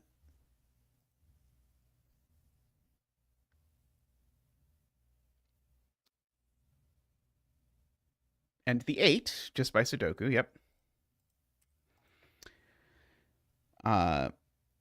And now, what is left? We need 4 and 7, one of which is green and one of which has no color. But we can at least mark that they're 4 and 7, even if we don't understand the nature of coloring in the universe yet.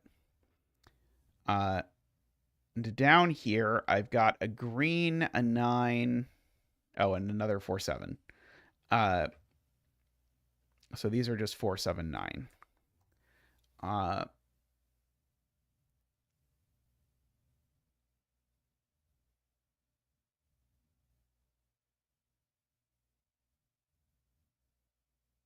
Yes, there's a green 4, 7 in one of these two cells.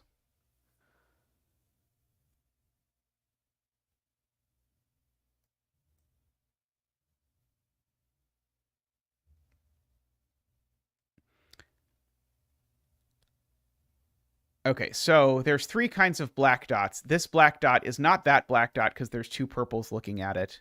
It's not that black dot because there's a red, so it's this black dot. So it is the orange and yellow black dot.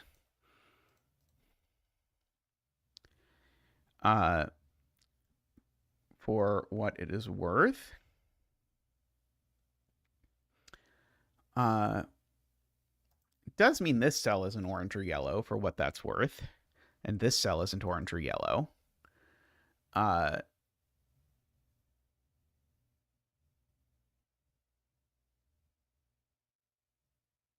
doesn't seem to immediately tell me anything, but it is true. I don't really need the screening.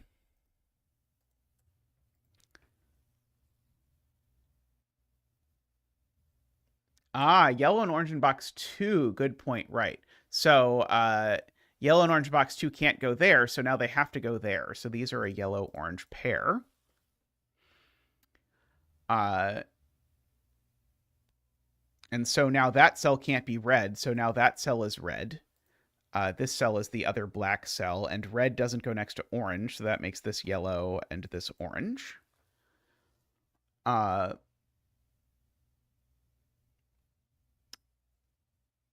Okay.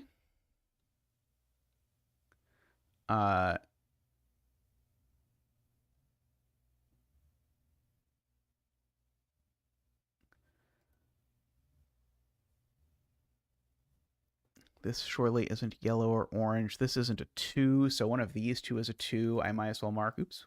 One of these two is a 2 because 2 sits next to red with a dot, so the 2 in this row needs to be over here.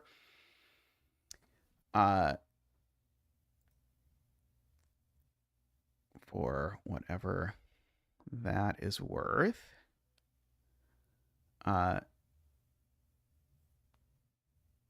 And the other yellow-orange, right? This is 2 and the other yellow-orange. That's true. So this is the other black digit.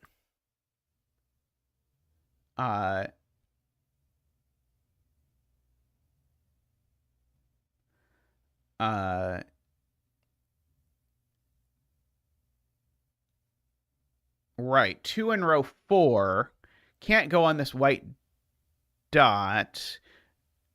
Can it? If 2 went, oh, right, no, 2 cannot go on this white dot because if 2 went there, 2 would go there and it would have a white dot vertically. So 2, in fact, goes here on a white dot with purple.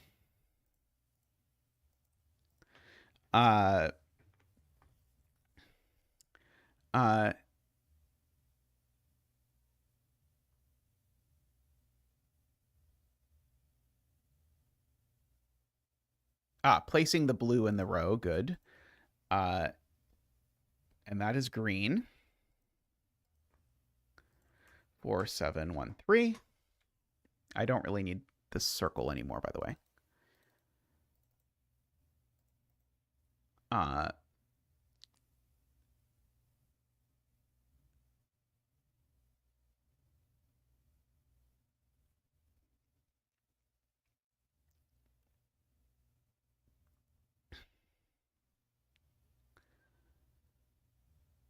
Those are 2 and yellow or orange. It's not super helpful. What do I need in this row? Oh, I guess I need a yellow or orange.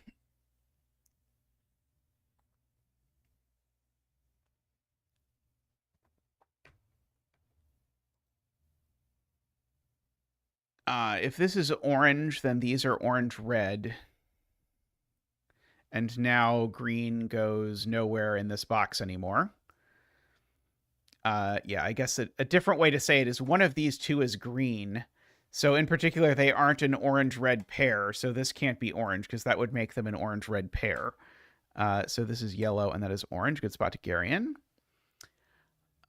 So these are a 2 and an orange. I guess we could give 2 the color of gray. And so these are a gray-orange pair. Bye, Jim.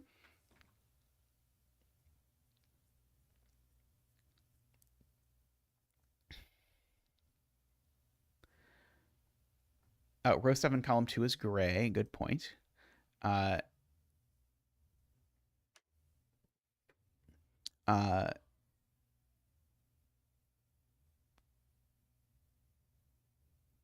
Red goes next to neither 2 nor orange. So red can't go in either of those spots. So red goes there. Good spot. And so now, quick scan. What is missing in this row is a yellow and a green. So these are a yellow-green pair, and it's actually resolved by Sudoku. There. Yellow 4, 7. Green 4, 7 for that matter. 1, 3. Oh, and now orange can't go next to yellow, so that actually sorts out this. So that is a 2, and that is a 1, 3. Good.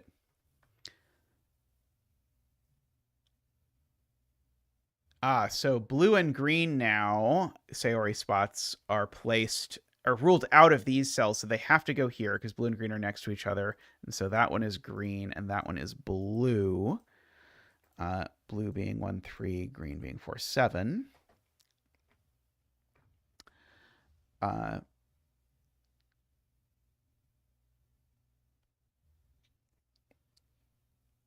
see.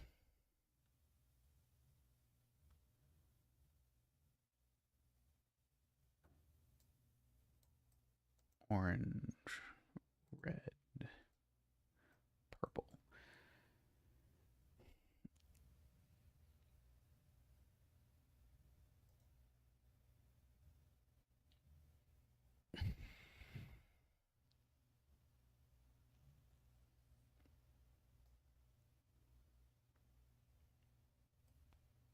Okay, so 2 is in one of these 2 cells.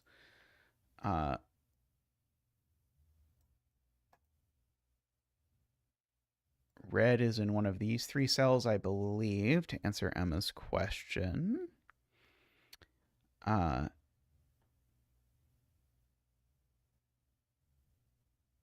has 2 already touched every color?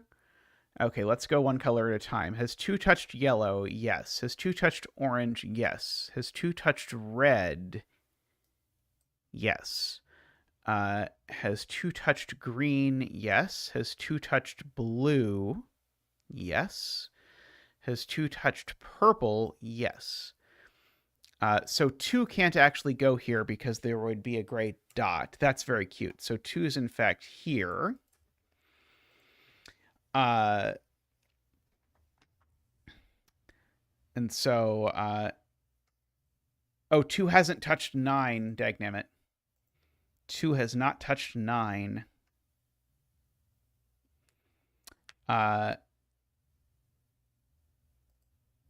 Because these 2 are the same digit. 2 is touching 9 there. 2 has touched 9.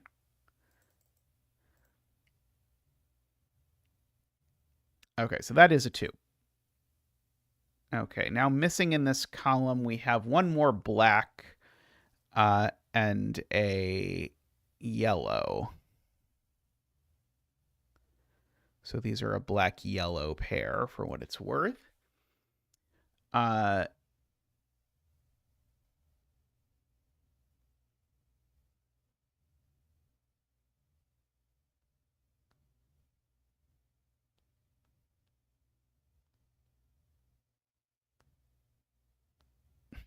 David says every sum except 16 has already appeared in the puzzle.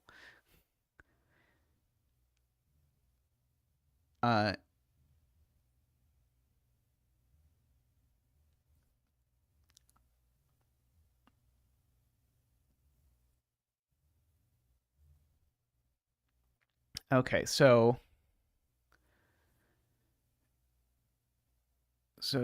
I know gray's not 3 or 4. Let's see if we can do that it's not 5. Uh, let's see. Where do I get that gray is not 5 from for sure? Uh,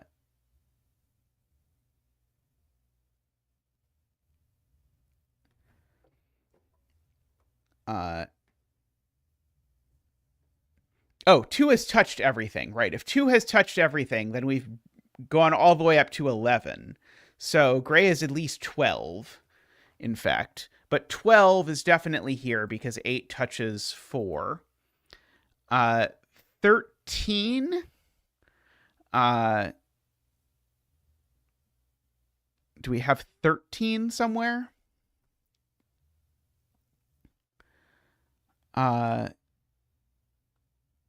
Yes, one of these is 13 because we've got an 8 touching a 5 and a 6.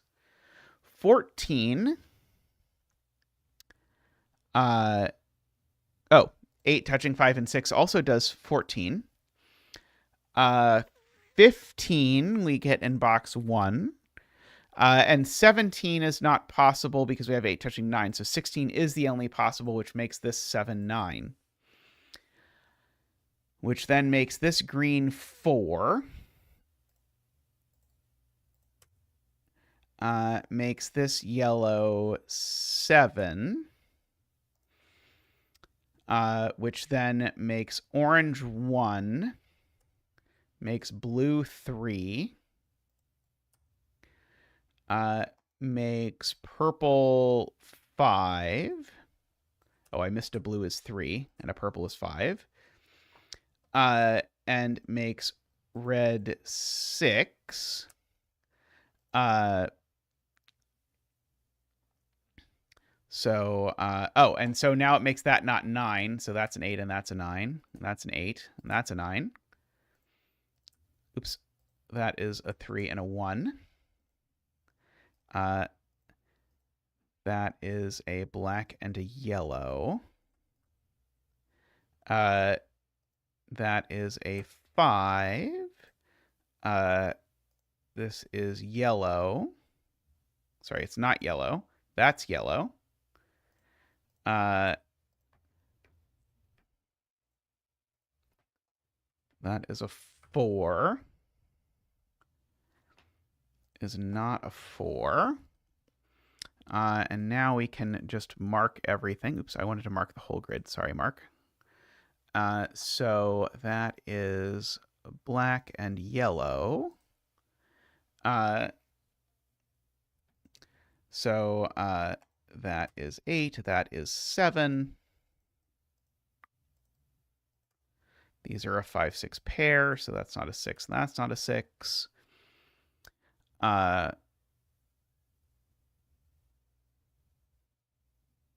Column 1 has a 3 in it, I am being told.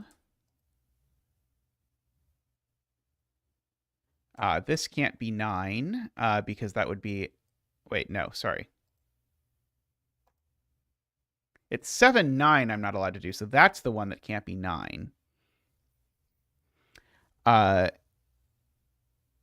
This has to be a 6 because it can't sum to 8. And 6 is red. And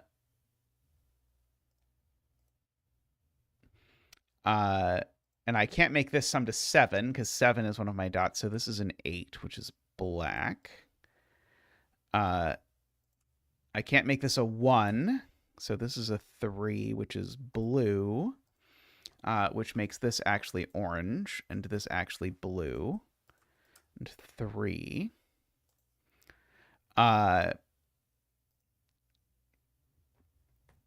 Let's see. So this can't be a 9 because that would make a 16 with the digit above it. So that is a 4 now. So these are not 4.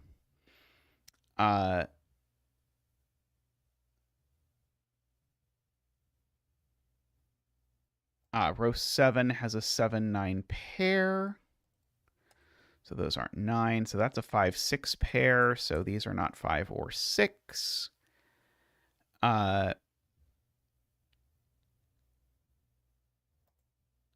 Right, column 5 is not 9 because it would go next to the 7. All right, neither of these could be 9 because they would go next to a 7, 9. So that is green and that's blue, making that 4 and 3 and 1 and 9. So we get rid of all of those 1s, making that a 5, 6 pair. So that's a 4. Let's see. So that's a 7, 9 pair. That has made that a 2. Sorry, 2s, for making you gray. At least you weren't black. So no 2 over there. By uniqueness, that can't be a 5, 6. Or by the 5, 6 pair in the row, that can't be a 5, 6. Take your pick as to which you would like me to use. Let's see. Okay, 7 can't go next to 1, so this is a 2. Let's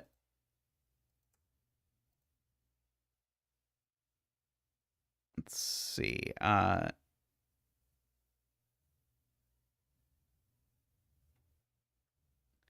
Oh, yeah, you definitely can't use uniqueness in this puzzle because there's a negative constraint, so there's clues everywhere.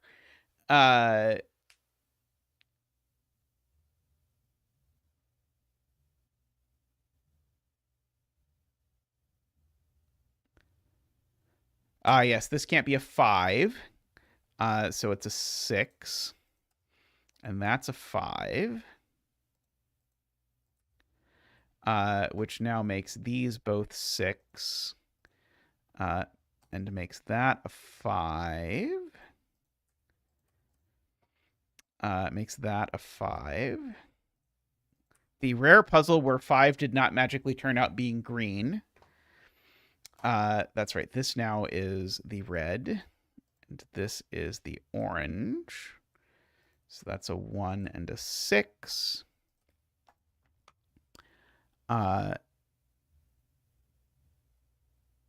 Okay. And something I am missing still somewhere. 1 can't go next to... yes, 1 can't go next to 6. There we go. That will do it. So this is the 1. That is an 8, which is one of our black digits. That is going to be orange. And that's going to be 8, which is one of our black digits. So that is 1 and 8. And now 1 can't go next to 7. So that is going to be yellow. That will be yellow. And these will both be black. So those are both 7s. Those are both 9s. There we go. We have successfully colored this. Did we miss something in the beginning here to start this off?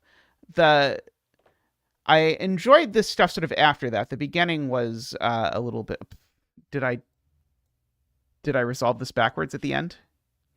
Oh, I definitely did this opposite of what I did. Yes, I said 7 can't go next to 1, and then I put a 7 next to 1. This has got to be the 9. So close enough. So that will also be the 9. And then these are both yellow. There we go. Haha. See, yes, I said it can't be a 7, and then I filled a 7 in there anyway. Yep. There we go.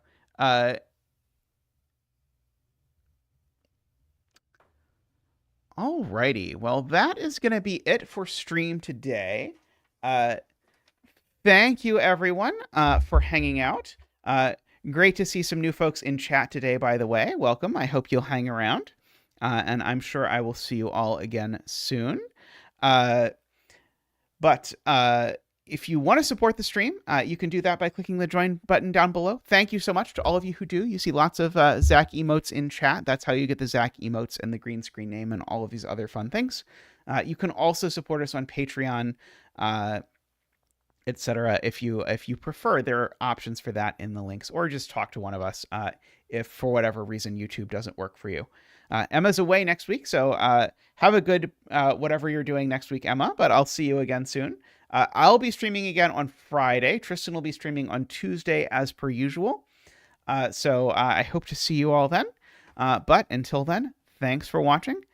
Big thanks to all the turbines, Daniel, Danita, David, Franco, Nell, Nordy, Plonktime, DDX, and Dorlier. So thank you so much, and bye for now. Oops, I hit the ending button, but it didn't take. Let's try it again.